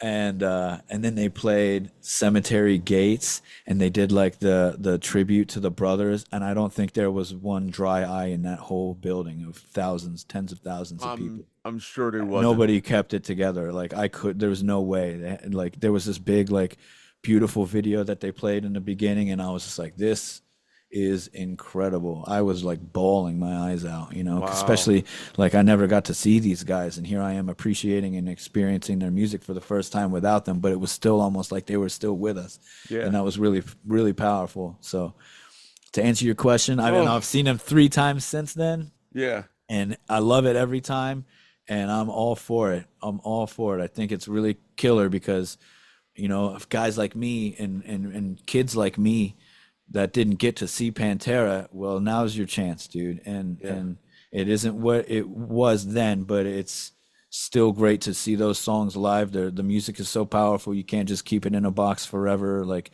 Nope. it's a celebration, and it's to be appreciated. So I think it's a really cool thing that they're doing. Oh my I'll be gosh, at every show. dude. Today's episode is brought to you by our sponsor, eRecord Studio, the new way musicians rehearse, record, and share their e-record sessions on social media. Visit ERS on erecordstudio.com. Download this amazing app on Google and Apple Apps stores. I had the pleasure of seeing the original Pantera, what, 5 times. Um, Jealous. and of course there was a club called in Baltimore called Hammerjacks. And of course, me and my brother, we're both musicians, and of course, we're on the side. There's a top row. Um, and you ever played in DC a place called the 930 Club? And as soon as you said DC, I was like, here it comes, 9:30. Right. That's where everybody plays. That's the Right. spot in Right. DC. You're right.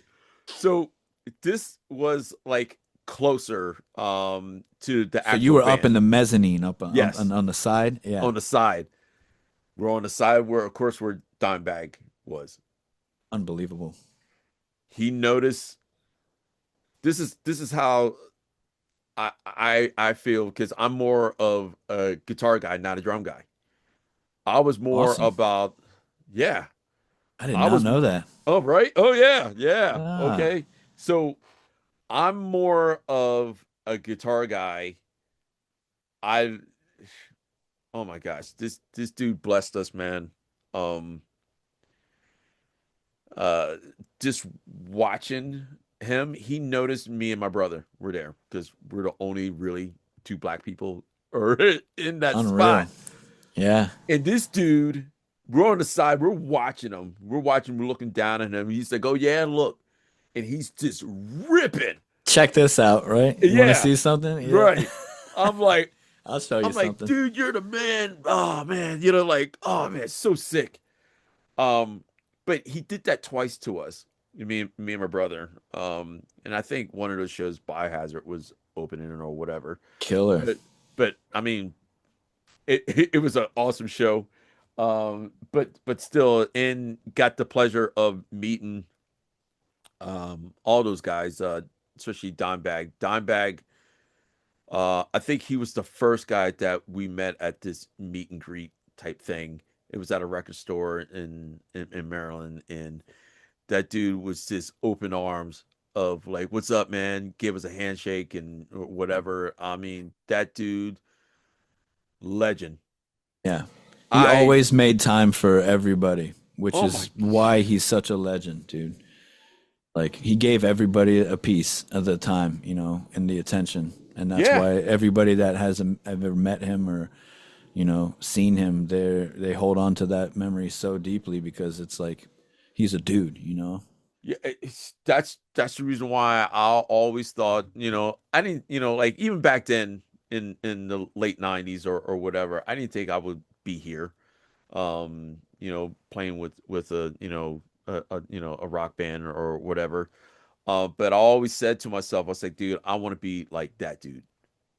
Just It's a be good way to cool be. to just to being cool with people and I love that, and I take that to heart, like, what that dude did for me and my brother, you know what I mean? So, yeah, I would never, like take that for granted ever, but yeah, just to go inside with your story, man, that's with Pantera, man. The power of them playing as a band when in their heyday, Unbelievable. powerful. Dude, one thing comes to mind when you say the power. The videos from Moscow, dude. When Oh, they play Primal Concrete Sledge. yes. Primal Concrete Sledge. Yeah. Dude, unbelievable. Unbelievable. That was Yeah. the video. That was one of the videos that my buddy Brad showed me. He was like, check this out. He's like, because, Metallica also played. He's like, Yeah. Metallica, yeah. But look what Pantera did. And I was like, Yeah. oh my God. Yeah. Dude, that's almost the same thing. Of course, with Sepultura with their first video they had on Headbangers Ball. Yeah. Did that for me. I'm like, who is this? Like, Yeah. dude, this is different. You Yeah. know? Um, What was that one? Roots? That yes. Roots? With the claymation? No, no, no, no. It's before that. No, It no. might have been Chaos, something from It Chaos was. It AD. was. It was. A big single from that was probably Territory. Was it? What for Okay. territory? Yeah. That was it. That was it.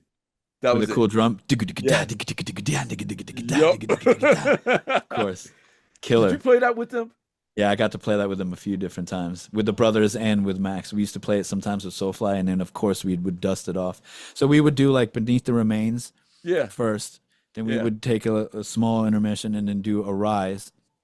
And then at the end of that, we'd kind of like pick and choose like a couple of those, like Territory and maybe a few covers like, Motorhead or maybe like the Ramones or something kind of crazy. Or when we were in Australia, we did, I think it was Dirty Deeds by Oh, AC/DC. Like, really? no, whatever territory we were in, we would Yeah. pick like a famous song to cover from like the band there. So, That's cool. That's really cool, man. Oh man. Okay, dude, that's so sick. yeah, those were Man, good times, man. I'm sure they were. I'm sure they were, man. Man, during that time, let's talk about your bass, man. Did I you love it. got a signature bass That's right. from ESP? That's right. Dude, yeah. Of all of those stories, that's my favorite one. Yeah, I got a couple of them back Um, here. It's all I play these days, pretty do, much. do you mind grabbing one of yours? Do you mind? Dude, can you explain that? Like that Of course. that whole thing. How did this all come about, man? Well, it's all just, dude. It's a story all the way from the beginning. When I joined the Absence, those guys were playing ESPs, and I was like, I love the guitars. I wanted to be on the team, So the guitar player got me the contact, and I signed my first deal with ESP back in 2000 and I think it was the end of 2007 or 8. I think it was 8 by the time we finally penned the deal. They had sent me some basses for that Metal Blade tour, and then I finally penned the deal in the beginning of 2008. And my rep at the time was a gentleman by the name of Alan Steelgrave, and he was the A&R guy forever. Rest in peace, Alan. He got me my first deal ever. My day-to-day guy was Mark Maw, and that's who I talked to anytime I needed anything. And I don't know how many ESPs I have. I'm a very loyal endorsee. There you go. So when a company has faith in me, I'm never gonna go anywhere. You know what I mean? Yeah. So I've been with ESP since then, and it's been, well, let's see, 2008. It's been 18 years now, and I have so many amazing basses from them. All the ones on the wall that you see there are all ESPs that I played. That was the one I used to play in Havok all the time. Okay. It's like a Fender P bass kind of style with a maple neck. I called it Old Yeller because it's yeller. It's yellow, and it's a yeller. It's a loud one. And so I have all of them. All of them. Actually, it's kind of like the rings of a tree. If you look at this, so it's like started with Havok, and my absence basses are so old that they're still back in Tampa. I've got at least twice this many back at my dad's place in Tampa still. Are you kidding me? I'm not kidding. About 18 years I've been here. You know what I'm saying? Yeah. So it's like there's the Havok era, and then like the F series, the red one. You can't see because it's blurry, but started playing the F series back when I joined Soulfly. Right. And then they created this series called the B series, and that's all of these lovely like wood colored ones back here. And that's when I really fell in love with the basses, because like I was always kind of trying to find my identity by trying out different, ones. I had like I always loved, guys like Tim Comerford from Rage and of course Flea. They were all playing P basses. Yeah. So I saw like a PJ like hybrid bass, and that's what I started with Havok. But that didn't really work for Soulfly. So I needed something different. And then that's when I started playing the F series, which is kind of like what Tom Araya played and Slayer. Yeah. And it was like a 4-string. And then I was like, well, Soulfly was playing like in B and A standard, like way low. Yeah. Usually you would use a 5-string for that. So I tried with 5 strings, and I was like, I don't really like it. Like it's not really me. And I was trying to find my identity with a bass. So they finally came out with these B series back in 2017. And my longtime rep, one of my good buddies, Tony Rouser, he was like, yo, dude, we got these new basses, the B series. Check them out. I think they might be like what you're looking for.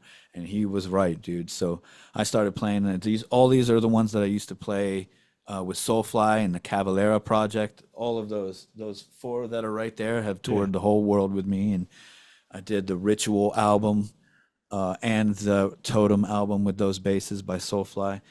I did a bunch of session work, which I'll talk about in a little bit. Yeah. Those. And so basically, I think around, it must have been like the 14 year anniversary of me playing the basses. Soulfly was super busy. Cavalera was obviously doing what we were doing. And I was like, hey, man, do you think I could I've been with the team for a while. I love this bass, but there's a few things that I would change. You think I could get like a custom made? And Tony was like, yeah. So I got approved for a custom, and I basically took everything that was with the B bass and I stripped it down to work like exactly what I needed, and no extra, nothing extra, exactly what I needed, so I could just turn it on and go, and specs that I wanted to make like a road-worthy tank of a bass that I could just punish with all of these crazy tours that I was doing. And that's what I got my custom, which is also right back there, my first ESP custom that I made, that got made in Japan. And the guys at ESP, they dug the design so much that Tony hit me up one day and he was like, yo, so the guys really dig the bass, and we're going to make it your signature. So I got my signature bass, and so we started working on the production model. So I have a prototype back there. I think this actually might be the prototype. Really? Yeah. And dude, what I love... That wood finish. Yeah, buddy. dude. It's like a fine piece of art, you know. Yeah. It's called sandblasted. There's a sandblasted finish. So they take the bass and they hit it with a gun full of sand, and it basically like it's like erosion, you know. It's Yeah. like 1,000 years worth of erosion by wind and sand, but like with a gun. So it's really amazing. You get to see all of the pores of the wood, All right. you know, Yeah, that's what I in love there. about it. Here, let me see if I can get a nice. There we go. There you go. What's incredible about that is that obviously every piece of wood is completely different. So it's like if I have 1,000 of these, not one of them is the same as the other. It's a fingerprint. It's like everybody, it's got its own fingerprint. So Yeah. the wood grain spacing is a little bit different than everything. And, you know, sometimes it gets nice and coupled together so it looks nice and thick, or sometimes you'll get like a big flat part. No two basses are the same. And I think that's so Wow. cool because every player is the same way too. Unique. Yeah. So I got rid of a bunch of the extra knobs that I didn't need, and it's just basically, I didn't need a pickup selector. I just need a volume and a 3-band EQ to do like slight adjustments on the fly. And so, yeah, we basically did that with the production model, and the guys at ESP were like, we have an idea. Since basically I play like 5 strings air like range in my basses. Yeah. They were like, we should extend the scale length 1 inch so that you have a lower scale length like a 5-string bass, but it's a 4-string. And they had never done that before. So it's a 36-inch scale length on a 4-string bass. I think it's the first of its kind, at least through ESP. All right. So for the modern bass player playing in all of these really low tunings, like B standard, which would be like a 7-string guitar, is BEAD low. You could do that, but even lower, and it can handle it because it's basically like a baritone bass. You know, you have a baritone guitar for lower tunings. Yes. It's like a baritone bass. So if you're playing in like F sharp or something like that, it'll handle it super well. It's got a string through bridge that you can, you know, if you got a really long, see what I'm saying? It goes, the strings will come directly through there, come out through the bridge. It helps with tuning and intonation and just sustain and everything. So I was about to ask you, that's a bolt-on, right? yeah, it's a 6-bolt pattern Oh, on the back really? right here. Yeah, 6. So it's really strong. Yeah. Yeah, dude, I love this thing, and it's just such a dream come true to be able to design a bass that's like exactly meant for your needs. Right. And I played, I've been playing with these things. I took the ESP out. I played that with Cavalera because it's tuned to E standard, and it's got a brass nut, so I can't really change the tuning of that because brass is like once you file it down to the spot it needs to be, it's always gonna be there. So I used that one for Cavalera, and then I've used these for Soulfly ever since. I think the bass was released in 2022, or 2023. I should know that, but That's all right. I'm having a brain fart right now. It's all right. So yeah, anytime I've been playing live or any recordings since then, I've been playing with my own signature ESP bass. Dude, a question for you though. Do you get your choice of pickups on that, or? Dude, I got my choice of everything. I got to choose the wood that they made the neck out of. I got to choose the wood of the fretboard. It's called Palfaro. No, I'm sorry, that was the fretboard for the other one. This is a Wingate and Purple Heart. Oh, 5. Purple Heart. Yeah, 1, 2, 3, 4, 5 pieces. So there's 2 Wow. little inserts of Purple Heart, Okay. and the rest are Wingate. And it's got the dual truss rod inside so that you can adjust the neck bow or both directions. I got Nordstrand big split pickups, which I loved. That was the big sell for me when I went to the B series. Right. Was that they had these Nordstrand big split pickups, and they're so good, and they're so like they're very formable. Like I can roll off a few different things and it can sound like nice and clean. But if I, blast my volume and put some distortion in front of it, it's like the meanest bass tone ever. It's super versatile.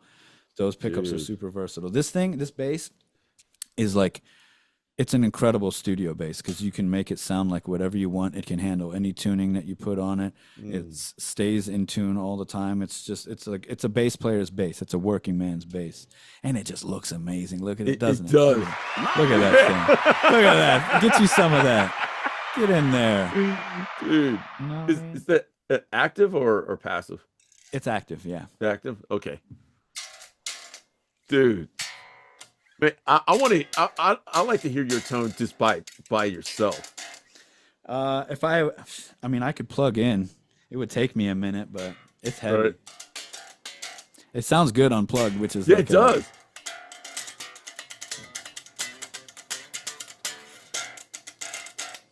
It's not bad. It needs new Man. strings. I'm gonna restring my bass before I stream later tonight. All right, that's cool, man. But yeah, Dude. it's incredible, man. I've got a few of them now. I think I have like 3 or 4 of them behind me, just different tunings, and I play with them now in Soulfly too. I mean, I started with them Soulfly, but I play with them in CKY, and it was like a seamless transition, you know. Dude, man. Still handles like rock and roll, you know. Right. Dude, sick bass, man. Yeah, I think you'd dig it. Next time we have some time together, if you're in town, Yeah. we'll do something. We'll do something cool. Dude, I just want to hear your tones, man. You know, like Sonic Temple. Let's hang. oh yeah. I'll see you at Sonic Temple. Okay, I'll have my okay. rig backstage, and we can do like I'll let you, I'll let you touch it. I'll Right. let you touch it. You can play it. I'll let you do it. All right. Sick, You'll dude. dig it, man. It's a killer. Man. It's a killer machine. Yeah, it is, man. That's beautiful, man. I love that wood finish on there like that, and seeing those grains on there like that, and not every bass looks like that. Yeah, that's it. They're all different. Like I think I have 4 of them behind me. Really? And like there's parts of them like right here, like, oh, I love that little part. Like when I ever go to ESP's warehouse and I see like a bunch of them, I'll sit there and I'll be like, oh, I love that little piece right there. Like, oh, that one's sick. And it's like I'm seeing my own bass, but it's like with this finish, every single one of them looks different. It's so crazy, dude. I don't think that like, I think it's a very unique instrument in that respect, especially on ESP's like roster. Yeah. They don't have many like that. And with the whole body sandblasted, so I think it stands alone, and it looks killer, and it sounds even more killer, dude. Yeah, I can't wait until that show. So yeah, we'll have a session. You can play my bass, but I'm gonna play your kit. Oh man, I should do a switch. I can't play at all, dude. Come on. I want to. My brother tried teaching me. He's also a bass player. And that's the reason why I'm all about like what you had and whatnot and on that, man. Yeah. So yeah. Awesome. I'm looking forward to that, man. It's gonna be really cool to see you there. Oh man, yes, it will. It will be cool. You know what I mean? So let me get back to you as a musician as well. How can I say this? Are you a primary writer of any the bands that you've been in a part of? I've done the most writing in The Absence for the 2 albums that I have above me. For Coffinized, the one that was a record that we put out in COVID, 2020. That was released. I got to write a bit right there. I always write my own bass parts unless I'm hired as a session person and somebody has like an idea that they want to do. But I'm always giving, like they'll have like a foundation, and everybody that I've always worked with be like, I want it, these are the parameters, but feel free to like add and subtract here and there as long as we stay within like this like realm. Yeah. So yeah, I've got to write a lot of stuff with The Absence. That's some of my most proud bass writing and sound sonically on an album. I did get to come up with a few cool parts for the Havok album that we did. Right. And all of the Soulfly stuff, like Max would have his riffs and whatever, but I would just play whatever I thought would fit. Really? In both Ritual and Totem. Yeah, so I've been pretty lucky, pretty blessed in my experience as a bassist on record to just kind of have the trust of the guys, the producer, the band, kind of just do my own thing. Dude, that's So sick. yeah, it's pretty nice. It's pretty Nice, cool. man. I like it. And then we're going to be writing some new CKY stuff too. And I've got a ton of riffs because I've been listening to the band since I was a kid. So it's like, Yeah. oh, write some new stuff for CKY. And it's like, say less. I'm already Okay. on it. All right, since we were on CKY, so from your transition from Soulfly to CKY, how did that happen? Unlike all of my other transitions joining Yeah. bands, this Yeah. one stands alone on itself. Okay. So remember I had spoken about how much the band meant to me as a kid. I used to travel. I would travel. I used to drive all the way from Tampa to Philadelphia to go see them if I needed to. You know, Damn. 'cause my father's from Pennsylvania. He's from Philadelphia. Oh, okay. Okay. So okay. I have a bunch of family up there, and it would be like we were actually up there visiting family where I met what would become a mutual friend of myself and Chad Ginsberg from CKY, a high school friend named Matt Citronbaum, and he's a jeweler. So he made all of the jewelry for the band. If you saw the MTV Cribs where Bam shows off the heartogram hood ornament on his Mercedes Benz, he made that. Yeah. And Oh, that was all. man. Yeah. So he's like a metallurgist, and he does all sorts of stuff like that. And I met him at a Sam Ash at this mall called Franklin Mills Mall in Pennsylvania, in Philadelphia. And my parents had dropped me off there to go visit like my dad's grandma. It was like my great grandma who I'd never met. And they were like, you don't need to go. Let's just, hang out here. So they dropped me off at Franklin Mills Mall. There was a skate park, and right next to the skate park was Sam Ash. So I was like, I'm good all day. Like, I'll babysit myself, dude. Like, it gave me like $20 or whatever that you can buy some hot dogs at the food court. Yeah. And so I was in Sam Ash jamming, of all things, CKY. And my buddy Matt, he wasn't my buddy at the time, but Matt heard me, and he was like, this kid's playing CKY. And he comes like kind of nonchalant over to me like, hey, kid, what are you doing? I mean, the guy was at that time, he was probably like my age now, like 38 or 40. And I was probably like 15 or 14, 16 maybe. And I know I couldn't drive yet. I know that much. Right. And he's like, yeah, so you like that band? And I was like, I was probably wearing a CKY shirt and probably had CKY socks on, and I was playing CKY. Yeah. And so he was like, okay, and he kind of like, he was like, well, I know those dudes. He didn't say it like that, but over, he was picking my brain about playing bass mostly, and it ended up coming out in conversation. And then at that point, my parents had come back, and we were all kind of talking, and he was like, well, if you guys have some time, you come by my shop. I got a ton of stuff I think you would love to see. And so we went back. We followed him back to his place. He had like this cool shop that had all of this metalworking stuff. He had 5 times as many basses as I have on the wall. He had a whole hallway just with all of these basses and like every kind of bass, like big stand-up bass. Yeah. Like all these super cool instruments. Yeah. And he had all these skateboards and stuff from Bam, and so I went there, and he like showed me all the jewelry, and he made me this killer care package of like, all this stuff. And I think this was 2006 maybe, or 5. Not even. No, it was 3. It's 2003. So I was like 15 years old. Yeah. Anyways, I would go, we became really good friends, and my obsession with the band got deeper and deeper. And then I would go up there and spend time with him and with my family and stay for like a couple months at a time. And I would work with him, like shoveling snow up in Philly, because we don't have that in Florida. Yeah. And when golf would kind of like die down, I wasn't doing that. Then I would go up there and shovel snow and do all this hard work. Yeah. To make like $20, And so we ended up going over to Chad's house one time, and like I was like, oh my God, this is incredible. Yeah. So like Chad was always super cool to me. He was always super cool to all the fans. Like CKY was a very fan friendly, like they loved their audience, and it was a lot of young kids like myself, and they were very like, fatherly figures to all of us. Right. And me especially, because I got to know them and I had like this inside thing. I was finding myself in situations like being at the House of Blues in Atlantic City on New Year's Eve, going into the dressing room at a CKY show and like drinking Crown Royal out of the bottle with the guys. I had no business being there, dude. And this was like, I was maybe 16 at the time, and like I snuck my way through in all these rock and roll situations. I remember that day specifically. It was like I learned, I think Chad or my buddy Matt were like, look, just walk, be confident, walk with us, don't get too far behind, walk like you own this place and that you belong in there. And I was like, okay.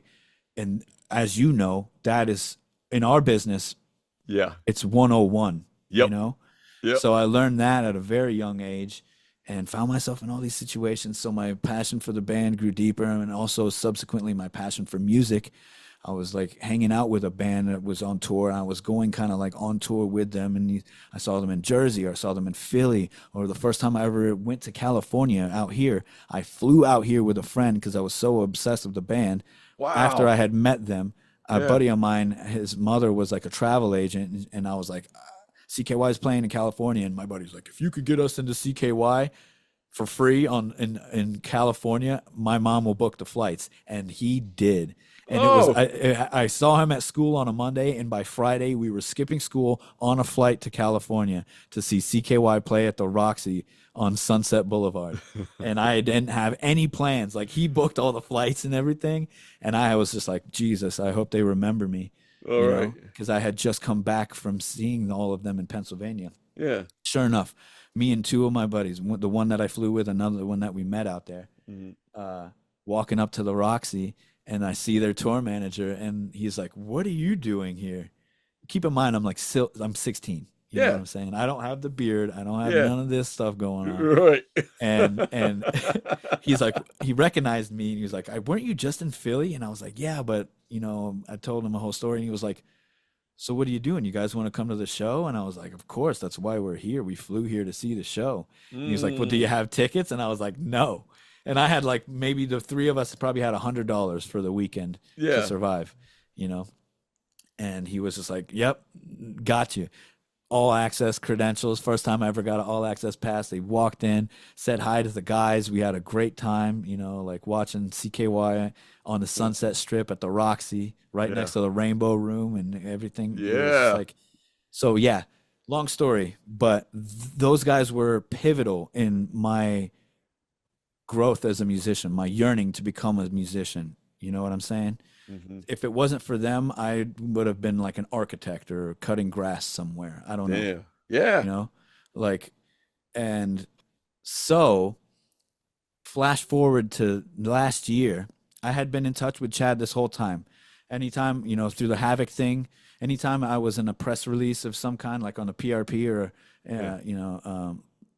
what do you call that? Blabbermouth or anything, any kind of press, anything was happening with me, and he'd see my photo. He would text me like, "Hey man, I see you on, making moves. Congratulations. I got my bass." He's like, "Congrats, dude. That's huge, man. I'm so proud of you." And he's like, "Uncle Chad," the whole time. Yeah. And, anytime they're coming in town, I went to go see him at the Warped Tour, or I'd go see him here and there, wherever. Still and always a huge fan. So when the time came and my wife and I moved out here, and I was just looking for a big change, and I knew that my time with Soulfly had kind of come to an end. We made the, plan. Gloria and I were like, all right, well, we're just going to go separate ways. It wasn't public at the time. That actually happened in January, and it wasn't until around April where we made the announcement. Oh, wow. And when the press release went out, I think it was about it was like a day or two.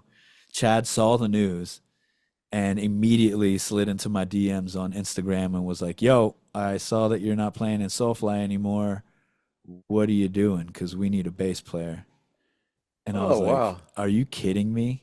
Like, I kind of, at the time, you can ask my wife, like, we had just moved out here. I wanted to change. I had started, I've been working with the company that I work for called Enki Cases, doing the artist relations stuff. We could talk about that. Yes, we will. Eventually. Yeah. But I was like, I don't even know if I want to play music anymore. I kind of just want to take a break. We had been touring so much, and I was like, we just moved out here to LA. Like, let's enjoy it. Let's kind of get, our roots kind of sunk in a little bit and establish ourselves here. And I was like, I think I'm only going to do something if it's really worth doing or it's something that I absolutely love and it's an opportunity I can't say no to.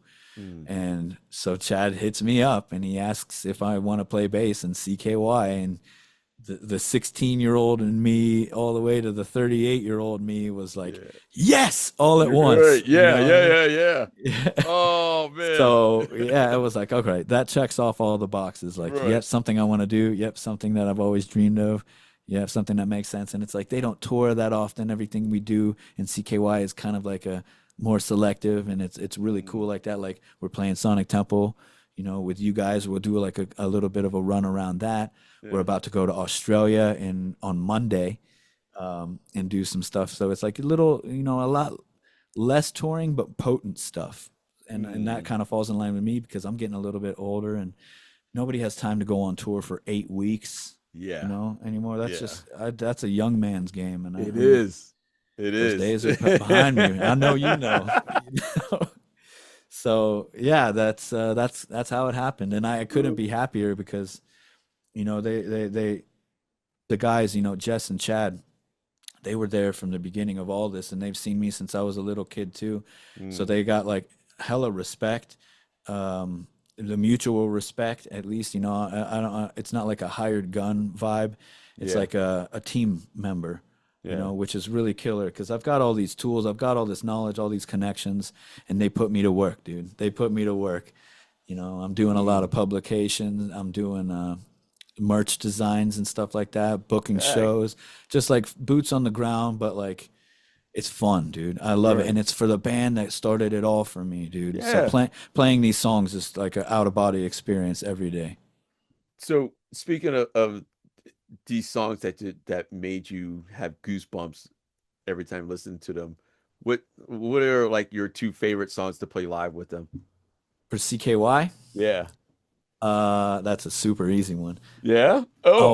Yeah. So there's anything off the record, Infiltrate, Destroy, Rebuild. For me, that was like an incredible album. Like it just hit right at the right time for me. I was the right age. It was just my soundtrack to my whole life, dude. Whether I was driving around or skating around or working, it was just constant.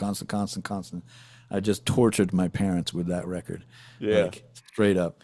And so from that album, there is a song either 2 songs, it's either Sink into the Underground or Attached at the Hip. For me, like anytime we're playing that, those are like the pinch me moments when I'm on stage, like, oh my God, this is so sick.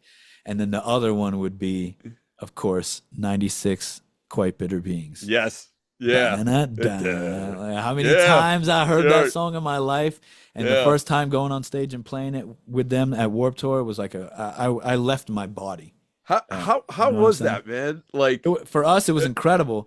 The only thing that I didn't like about that day is that I wanted to come see you guys. Oh. And we were on the stage. I don't know, you probably didn't realize it, but the stages were really far away. Yeah. But I remember being on stage, like sound checking my gear, and I look across the field, and there's the big old body count. I'm like, there's the boys, right? I was like, I want to be over there, but I was like, hey, you know, right? Like I basically was like getting warmed up and sound checking to you guys. Oh, man, that was really cool. And then to play, you know, with the band, and I'm not sure if you know, but like Jess's parents, April and Phil Margera, they you know, they were all on the Jackass movies and Viva La Bam TV show, if you recognize them from that. Part of like the CKY culture, they used to come on stage all the time and introduce the band and get them chanting CKY, CKY. Yeah. That's like the thing, dude. The CKY chant is legendary. And so they joined us. They were also at Warped Tour. And for it being my first show, I've seen them as a fan doing this probably 15 times. You know, and it was just like always such a cool thing. It's like a big family, you know, Bam and Jess and the CKY and all of that. So to have them there and meet them was super cool. And here I am, like I got my in-ears in, and I'm listening to the CKY intro rolling. And as a fan, I'm like, oh yeah, CKY is about to play sick. But then I'm like holding my bass and I'm hearing it in my ears, and I'm, you know, dapping up Chad and Jess. And I'm like, oh, but I'm actually about to go on stage. Right. And I'm going to play these songs, you know? And that was like a moment for me where I was like, well, okay, here goes nothing. Oh, man. 30 years of my life dedicated to this, and here it all is. So Dude, it was really cool. That's so sick, man. Yeah, it was a really cool time. Oh, okay. Out of all the bands that you've been in, and I know you've been all around the world and whatnot. Of course you have. Of course you have. Of course. What was your favorite place to play? That's an easy one. Super easy one. Chile. Santiago, Chile. Anywhere in South America? Oh. Yeah. The best fans in the world, dude. The most passionate fans. Like, when you play in South America, it's a very common practice to, like, hear the crowd over yourself. Oh my God. They're singing the riffs. They're not just singing the lyrics. They're gonna, when we're playing like anything from like Roots, Bloody Roots, you hear the crowd go da da da da da da da da, and then everybody's bouncing, and the whole place is bouncing, and the goddamn walls are like breathing. You know, it was, dude, the most insane shows. I mean, when I was growing up, I always saw bands, like Iron Maiden, In Vivo. They had a live album that was from South America, or like Megadeth live from Buenos Aires, stuff like that. And I was like, why are all these bands doing live from South America? It's because the fans are crazy there. It's the best shows. Dude, it's the best crowd, man. Best crowd, amazing food, a lot of incredibly deep culture down there. The fans are so passionate because South America is a really hard market to tour, and it's very expensive and difficult to get down there, because like in America or Europe, you can hop on a bus and connect the dots for a few weeks in a row and hit all these places, no problem. Down there, you got to fly every day because you're covering a whole entire continent. But it's like where you would be in Europe and you could hit Germany, France, Spain, and Belgium in a week in a bus. Like you're like, okay, Sao Paulo, Brazil, Buenos Aires, Santiago, and all these, it's far apart. Bogota, Colombia. You got to fly every day, so it's a big endeavor. So when bands go down there and the fans have been listening, you've had for decades, they're just waiting. Oh, I've never seen, and then you go there, it's like an epiphany for them, like a spiritual experience. Dude. And they're just like, they're crying, dude. Like, we've been in airports where Max would get off the plane and we'd be walking to like the luggage, and people are like, this lady wanted Max to sign her baby once. It was like that movie Talladega Nights, like, sign my baby. And Gloria was like, no, we're not doing that. They're just over there, they're crying, they're running with signs, like they're running with vinyls. They just want to be near him everywhere. And South America is the best market on the planet, dude, for shows, for culture, for fans.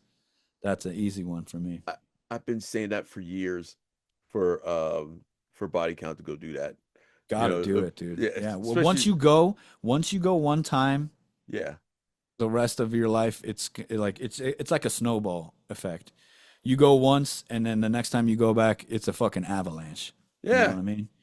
They're so passionate.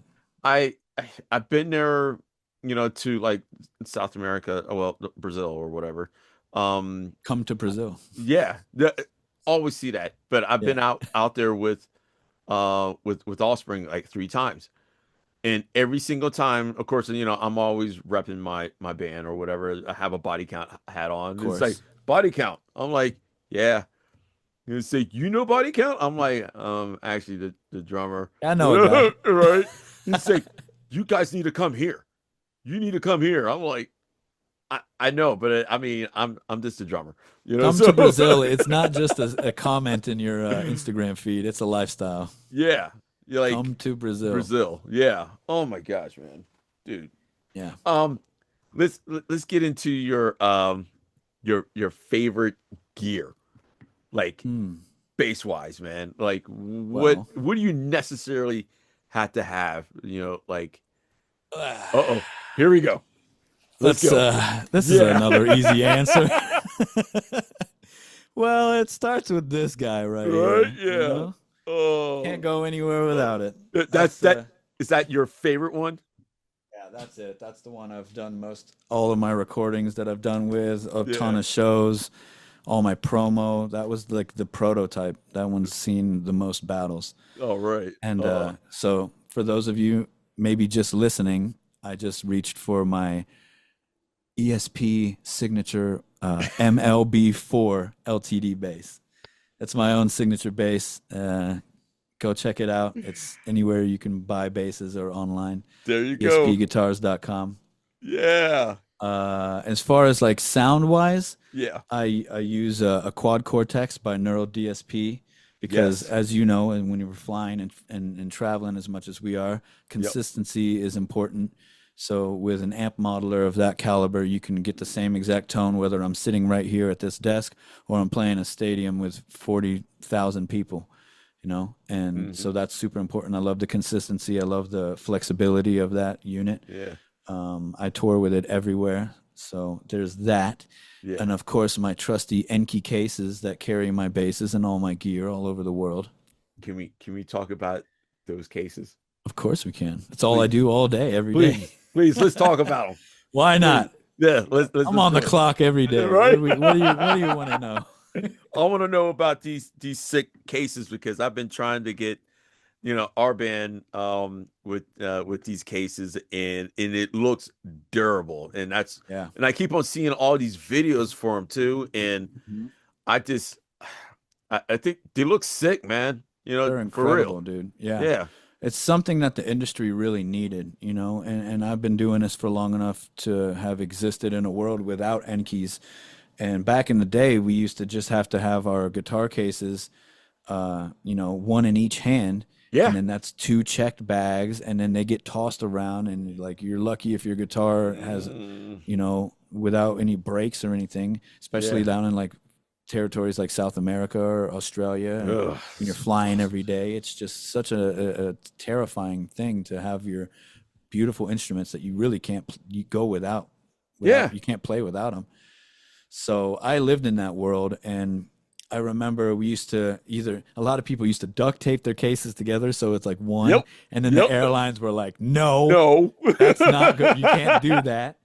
And then, so in the Havok days, what we used to like take 2 of the cases and 69 them so that you could have one like this and you could open it that way, or you could flip it and then you open it that way. And we drilled holes. Me and Dave Sanchez from Havok drilled holes into our cases, into the bottoms of our cases, so that we could attach bolts and like nuts and bolts. So it was six of them, 2 at the head, 2 in the center, and 2 at the bottom.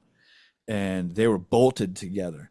Oh, wow. And then the airlines were really like, no, that's 2 cases. And we'd open it up and like, it is 1 unit.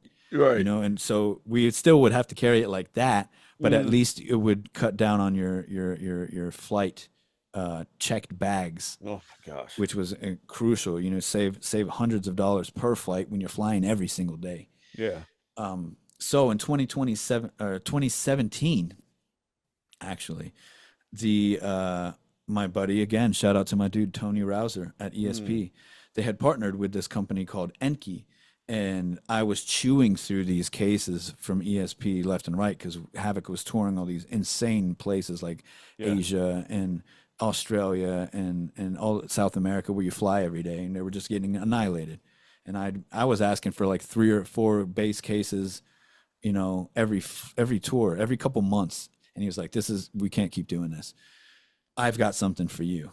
You got to check out this Enki case. And I was like, okay, perfect. They were just getting started. And I'd just seen a little whispers of them. And I was like, that looks kind of cool. Maybe we should get them. Tony sent me the one, and lo and behold, it ended up being the prototype of the bass case. It was one of the first ones they made. And I still have it. I took that sucker all around the world, dude, with Soulfly. It still works. And so I fell in love with the product because it was something that this industry really needed. And they kept, going on and going on. So I think in 2021, I was on tour with Soulfly, and we were playing in Montana. And Dave Kronk, the owner, CEO of Enki, he was like, hey, I see that you guys are playing here with Soulfly. I love Soulfly. I'd love to come check out the show. And he was like, do you need anything? And I was like, well, this is, this thing's kind of wonky. It could probably use some new foam for like the headstocks and stuff because it's got foam inside that keeps everything nice and safe. Yeah. He was like, I'll bring you all new stuff. What size shirt do you wear? I heard Dino Cazares was playing guitar with us at that time on that tour. Right. And he was like, does Dino need anything? Do you guys want anything? Does Max need anything? And I was like, dude, come on here and I'll set up a meeting. I know Dino would love that, And so Dave showed up with his assistant and they took us out to lunch and we kind of talked shop and Dino got introduced to the product and he was like, yeah, cool. But what was really important about that meeting is that I kept in touch with Dave afterwards. And I was giving him a lot of tips and like, he was like, you guys are touring super hard. And I was like, here's 5 things that I would work on with these cases. They're so killer, but these little 5 things would make them like, you were going to change the industry with this. Right. So we kept in touch. And then it was about 2003. I was like, I finally asked him like, who is working at Enki? And it was just him, dude. He had raised it to this like worldwide industry standard of flight cases for guitars by himself. Oh, wow. Until 2023. And I was like, dude, this is too good of a thing to like, if you don't mind me saying, you need a better social media presence and, you probably need somebody in artist relations. That's something that I would love to do. Right. He was like, okay, yeah, you're right. It's just the timing, we're working on some new stuff. So basically I kind of came up with an idea where I was like, you've got some of the best people, the best musicians on the planet using your products. And you're at NAMM every year. Like, why don't we do an artist event signing to raise awareness and like showcase your roster? Because it's awesome. And he was like, well, I never did anything like that. And at this point, I had done several myself at NAMM, like signings or meet and greets and performances and whatnot between PV and ESP and SIT Strings, my company that I have strings with. Oh. And I was like, I could do this. And so I took on the task of procuring a list of artists that all were using NQ products. And I was like, hey, would you be willing to do a signing at this day at NAMM? Are you going to be at NAMM? Do you want to join us for this signing? So I built 3 signing events. It was like a Thursday, Friday, Saturday each day. And we had a bunch of our favorite artists come, like Gary Holt from Slayer and Exodus, the guys from Fit for an Autopsy, the boys. Yeah. A bunch of big homies, Yeah. Like, and they were all like, yeah, of course, because I had made all these friends, all these connections. And they were like, yeah, I'll see you there. And it went off. Like the signing sessions went off, dude. And Dave was over the moon. Like, this is incredible. So after NAMM, he was like, I think we're ready to get you into artist relations. So I became the global director of Enki Artist Relations in the January or February of 2023 or 4. What year is it? 6 now? It was 4. Yeah. 2024 I joined. And so congratulations, dude. Yeah, thanks, man. And every Where's year that clap since machine? then, I got you. Yeah.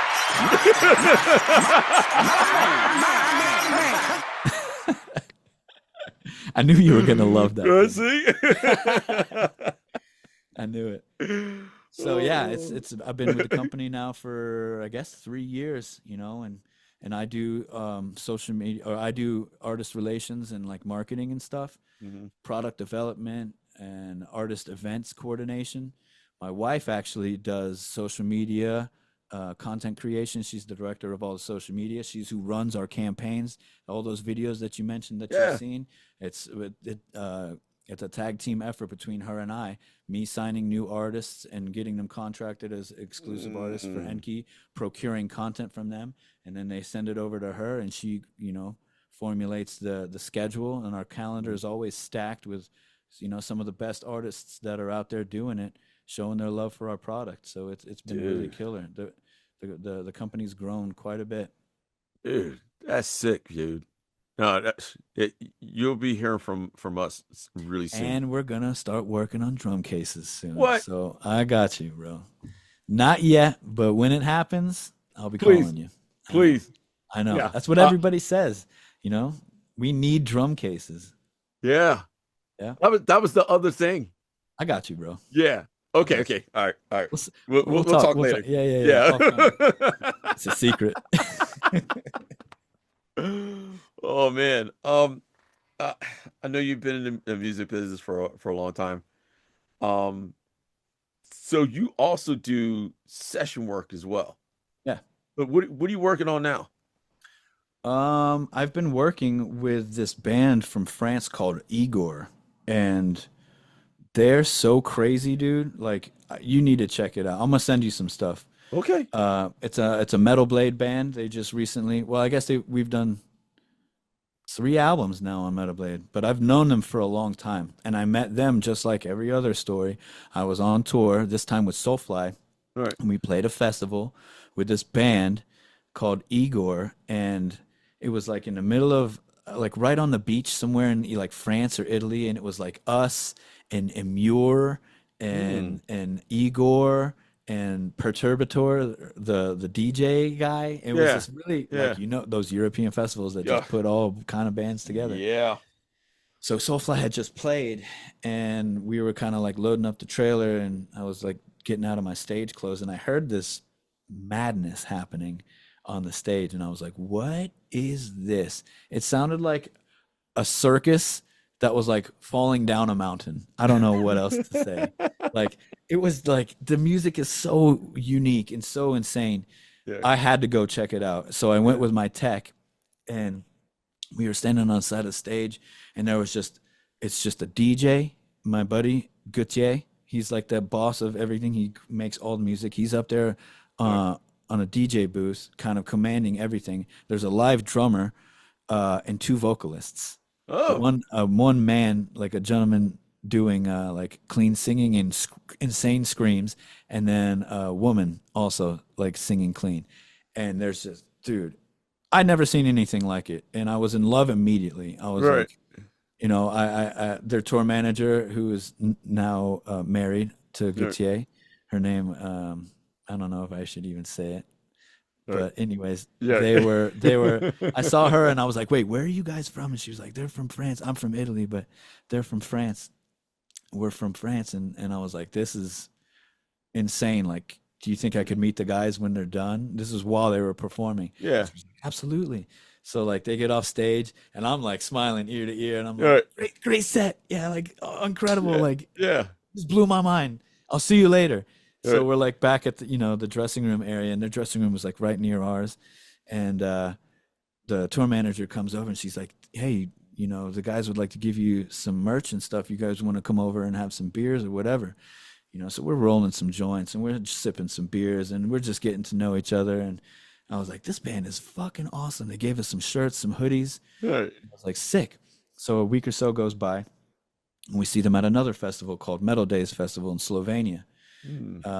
And by then, Gautier had done some research on me, and I had also done some research on him. And he was like, "You guys are booked through this guy. Like, we're about to start working with him. We're about to sign this record contract with this company called Metal Blade." And I've done 4 or 5 albums with Metal Blade at this point. And I was like, we were just chopping it up. And he was like, "Dude, we're working on a new album. It'll be a new album with Metal Blade. Would you like to play bass on the track?" And I was like, "Absolutely." I just say yes without even like, I don't like, when opportunity comes like that, I'm just like, "Yep," and I'll figure it out later. Yeah. So he sends me over the track, and it's like Aphex Twin mixed with like Dimmu Borgir. Really? It's like black metal, like, but with breakbeat. They call it Baroque core, like Baroque classical, like, dog. It's something else. I'm gonna send you something. Oh, If you want to man, do some research, we got this album called Amen that we just released this year, Yeah. and I've got 5 tracks on that album, and mostly all of them are like the ones that are the popular ones. You can find them on Spotify, and there's a bunch of music videos too. Dude. Check out a song called Headbutt or Infestus. Those are both really, really insane songs. It's insane music. But the track I did on that album was an album called Spirituality and Distortion. We recorded it in, I think, 2019, and it finally came out during COVID. And it's a song called Paranoid Bulldozer Italiano. And that's the one that starts off sounding like Aphex Twin, which I love. I love Aphex Twin. Yeah. man. I'm sure you love Yeah, breakbeat stuff yeah, too. It's yeah. super busy, crazy drums, crazy percussion. But it's I like that, but with like guitars and like French like accordions, harpsichords. right. Homie makes like instruments out of like a gas canister. He'll like cut it in half and like make it into a drum. Or like a giant one of the ones that we used on this new album, he had a giant saw blade from like a wood mill and he Oh. turned it into a gong, you know. Or for the song Headbutt, he got like an old piano that was like about to be falling apart, and Yeah. he used a claw, like an excavator, you know, like one of those big Yes. claw machines. Yeah. He used the claw machine to play the piano with the Oh, machine. It's like dude, that.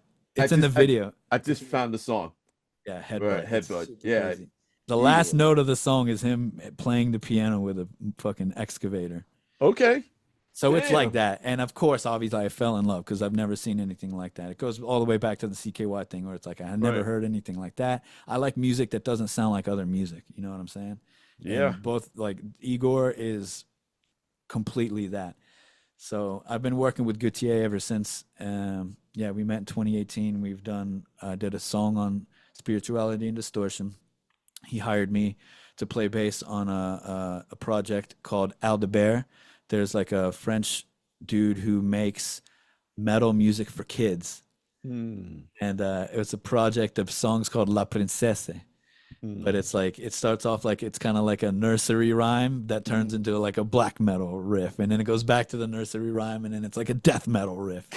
It's so crazy. Serge Tenkian also does a song on the record. Max Cavalera does a song. Johan from Amon Amarth.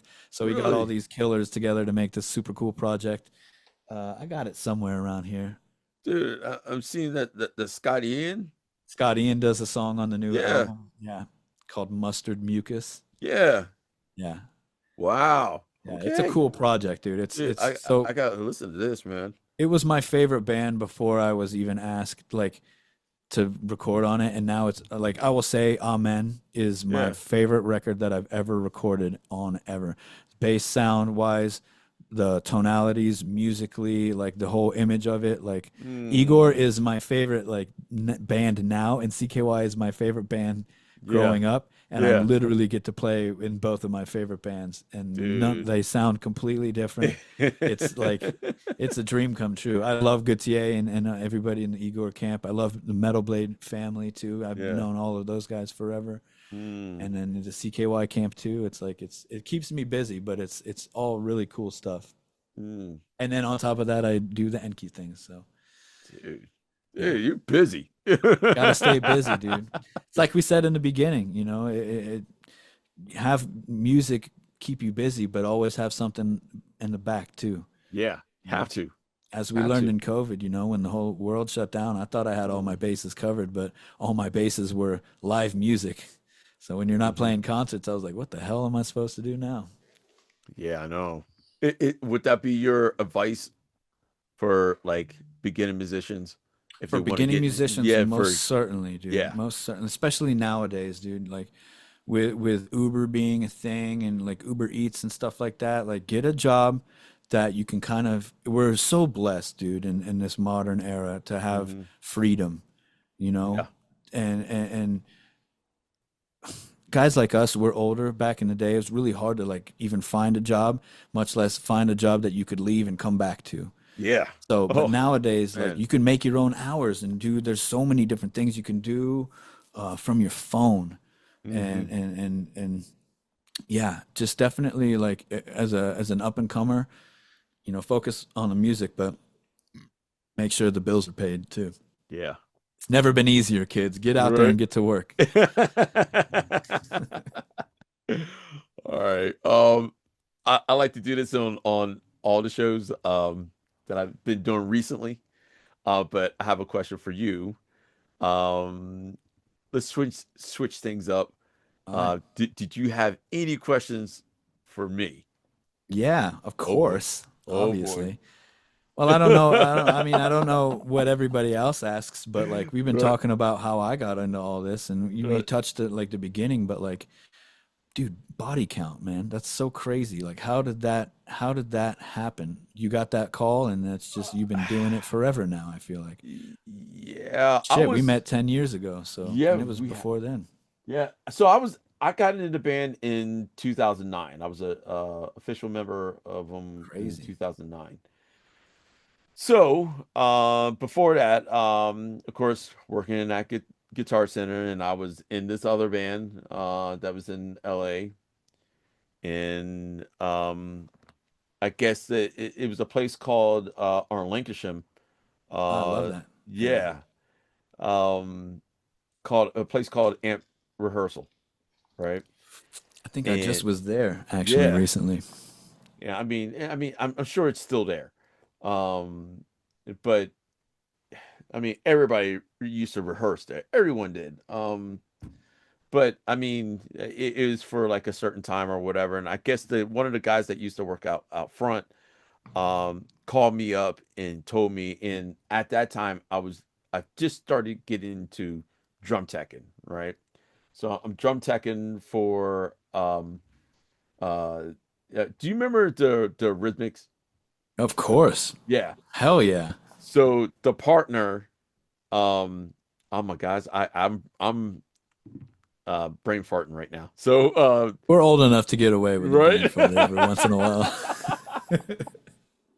um eh, he wrote Dave Stewart. Oh my gosh. Dave Stewart. He started doing his band, and the drummer from Canada hit me up. He knew I worked at Guitar Center, and he's like, dude, say I love seeing you there, Doe, but dude, get into drum teching. It's like I know you want to play drums. I know that, but it's like, dude, but get your foot in the door. Let's go ahead and do this. I'm like, okay. So I was drum teching, and at that same time, I got a phone call from the guy from Amp Rehearsal, and he calls me and say, dude, you need to call this guy. They're looking for a drummer. I'm like, oh yeah, okay. I say, but I'm kind of busy right now. I'm drum teching, for Dave Stewart.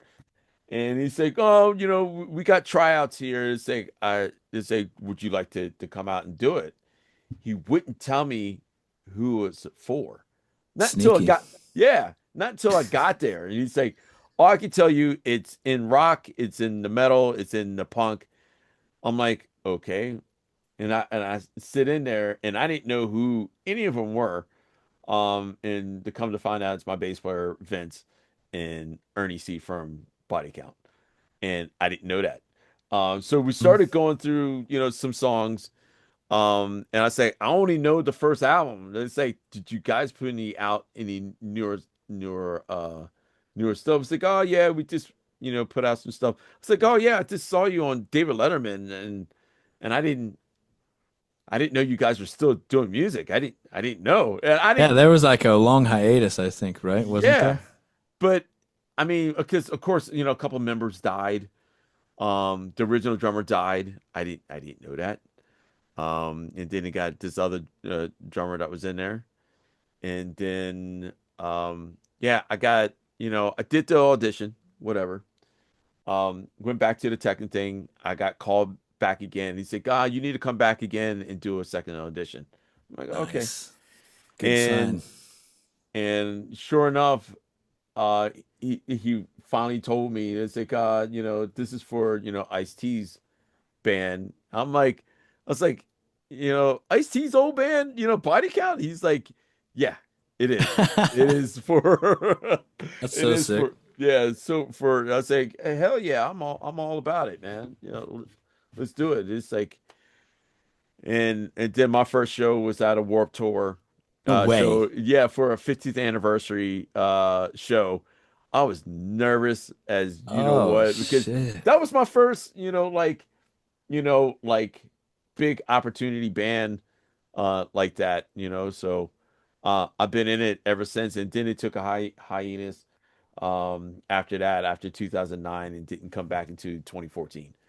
And that's when bands just started going at it in 2014 and still going. That's awesome, dude. So here we are. Here we are. Wait, so your first show with Body Count was Warped Tour? Yes. That's oh my another. gosh. Yeah. That's it. Yes. We got a Yes. jam, dude. It's a Oh, sign dude. from above. Yes, it is. That's It is. crazy. I didn't even think about that when you Here said we that. are. Look at that, dude. Whoa, I man. think the longer we Yeah. talk, the more we're gonna find too. Oh, man. Cool, man. That's so crazy. So I do have another question for you. Okay, what you got? What you got? You want to talk about that little thing on the table behind you right there? What's the story behind that? That's a little thing. That's like a modest little flex in the background right there. I got all these guitars and shit. You just like, yeah, but I got this thing. That's pretty cool, man. This is for Body Count. Oh my God. For Bum Rush, a song. Yeah, of course. and- A song. a I've heard of song. it. Yeah. And this was for Best Metal Performance. Unreal. Yeah, dude. And I thought honestly that we were gonna lose. Cause you know who was in that? I remember it being a very stiff competition. Oh my gosh, man. I don't recall exactly who it was, but I remember being like, damn, it's stacked up right here. I was like, man, I thought honestly, I thought we were gonna lose. And the reason why I said that because Meshuggah was in that category. Whoa. Heavy. Yeah. Very heavy. Yeah. Meshuggah. So That's wild. I was just like, we lost. You know, like It's a wrap. me personally, I didn't even watch it. All I heard was Ice was on call Oh, snap. and he had to be at his computer because this is during 2020. Right. During the pandemic, right? Oh, And crazy. and we got nominated 2 years before that. We lost that. Which is all good, whatever, you know. And of course it was to Mastodon. Oh, snap. Yeah, Huh? but I mean, Rightfully so. They were yeah. on fire back then, too. yeah, they were. And yeah, and it I mean, they even said the same thing because we did the Grammys there in New York, and they thought they were gonna lose as well, you know. But I was like, oh, during this 2020, I didn't even bother watching. I was watching some kind of football game or something, you know. Oh, like, my God. yeah, I was like football, like get into football. My phone is blowing up. Oh, my God. Like one I of my bet. drummer friends called me. He's like, "Dude, you won." I'm like, Like, wait, what? Won what? what are you talking about, dude? You I'm gotta like, Google it. Right. I'm like, and I did. Uh-huh. Of course. He's like, I like, would have it's like, too. dude, you guys won. I'm like, bullshit, man. We didn't win. I'm like, my wife's in the shower or whatever, like, and I just went in my bedroom and I was like, I'm looking it up, like best metal performance, body count. I'm like, Whoa. oh my God. That's got to be so surreal, dude. Like you Yeah. kind of step outside of yourself and you're like watching your phone through like from above. Yeah. I'm like, is this for real? Oh yeah. Oh my gosh, this is for real. So I'm, like I run out of my bedroom and I'm knocking on my wife's, like shower door. It's like, babe, you gotta get out. babe, you gotta get out. Something happened. Something, come out here. I gotta tell you something. I gotta tell you something. As I'm telling her, I'm like overwhelmed, and I'm like, What do you say? Just like, we won a Grammy. yeah, we won, and I'm like bawling with her because like she's been my rock, like the whole time, like Oh yeah. of this whole body count, movement, and couldn't believe that it even happened, because Dave Elson, right? Of course. Yeah. And the year before that, because I saw him at NAMM, he's like, oh, it's like, how many times it took us to win a Grammy? Yeah. Like a few times. I was like, I'm telling you, you guys will get it. And then That's hilarious. he was right, like we finally got it, so But anyway, yeah, that's how That's we got here. incredible, man. That's a big Yeah. win all around. Look at you. I got a button for that. You ready for it? Yes, yes. Take it Yeah. in, brother. Yeah, That's so man. sick. Yeah, That's so dude. sick. Dude, man, dude, this was fun, man. Yes, it was. Dude, thank I you laughed a lot. so much for doing this, dude. My pleasure, dude. Dude, Anytime. this is so awesome, and thank you for having that laugh machine. All the time, dude. I got you. We'll get you squared away. I'll Oh, tell you how I do it. dude, Show you some of my tricks. I know you're going to NAM, and I know this is going to show 2 weeks later after that, but you're going. You'll be there, right? The company will be there. I will Right. be on tour in Australia with CKY, Oh, that's right. which is it's such a double-edged sword because it's like I love NAM. You know, a lot of people Yeah. are like, "Oh, NAM again! I gotta go to NAM." You know, these companies got to stand up for, 12 hours a day and talk for 15 hours a day. I love it. I Yeah. love it. I have a super good time, especially since I've been doing this artist event. Like that's Yeah. like my baby. You know, Yeah. I can't wait to see all of our artists and like let them come into the booth and take care of them. And I just love that thing. It's for me, it's really killer. But on the other hand, I Yeah. get to go to play Australia with CKY, and they haven't been there in like 14 years. And I've got a ton of friends in Australia too that are, one of my really good buddies. The first time I ever toured in Australia, his name is Paulie Tipping. Yeah. He is like a tour manager now, and I found out like 3 days ago, Paulie's going to be tour managing CKY. So now we get to Dude. tour together again. Like, Dude. that was back in 2013, and I had a video call with him yesterday. Yeah. And we're just catching up, and it's just like, yeah, man, I'm super, super stoked. Dude. So yeah, it's cool. It's a Dude. double-edged sword. Won't be at NAM. We'll be in Right. Australia. Yeah. But NAM is going to be killer. Enki still will be there. Yeah. Of course, I will not, but my team's going to be there. My wife will be there. Everybody that's doing the signing that's going to be on Friday at 12 p.m. And we've got a ton of killers going there. We've got Dino Cazares, Chavo, Odagian from System of a Down, 7 hours after Violet. We got Fernanda Lira from Crypta. We've got my dude Phil Demmel from A Million Bands. All right. We got Yeah. Felipe Andrioli from Angra, and my dude Jose Macario from this new band from Mexico called Ladrones. Really? So it's sick. Yeah, Ladrones is sick, dude. It's like Polyphia with a singer that sings in Spanish. Wow. It's dope. Okay. Dude, So I'm trying to man. mix it up there too, a little bit of Yeah. everything for everybody, Dude, that's awesome, dude.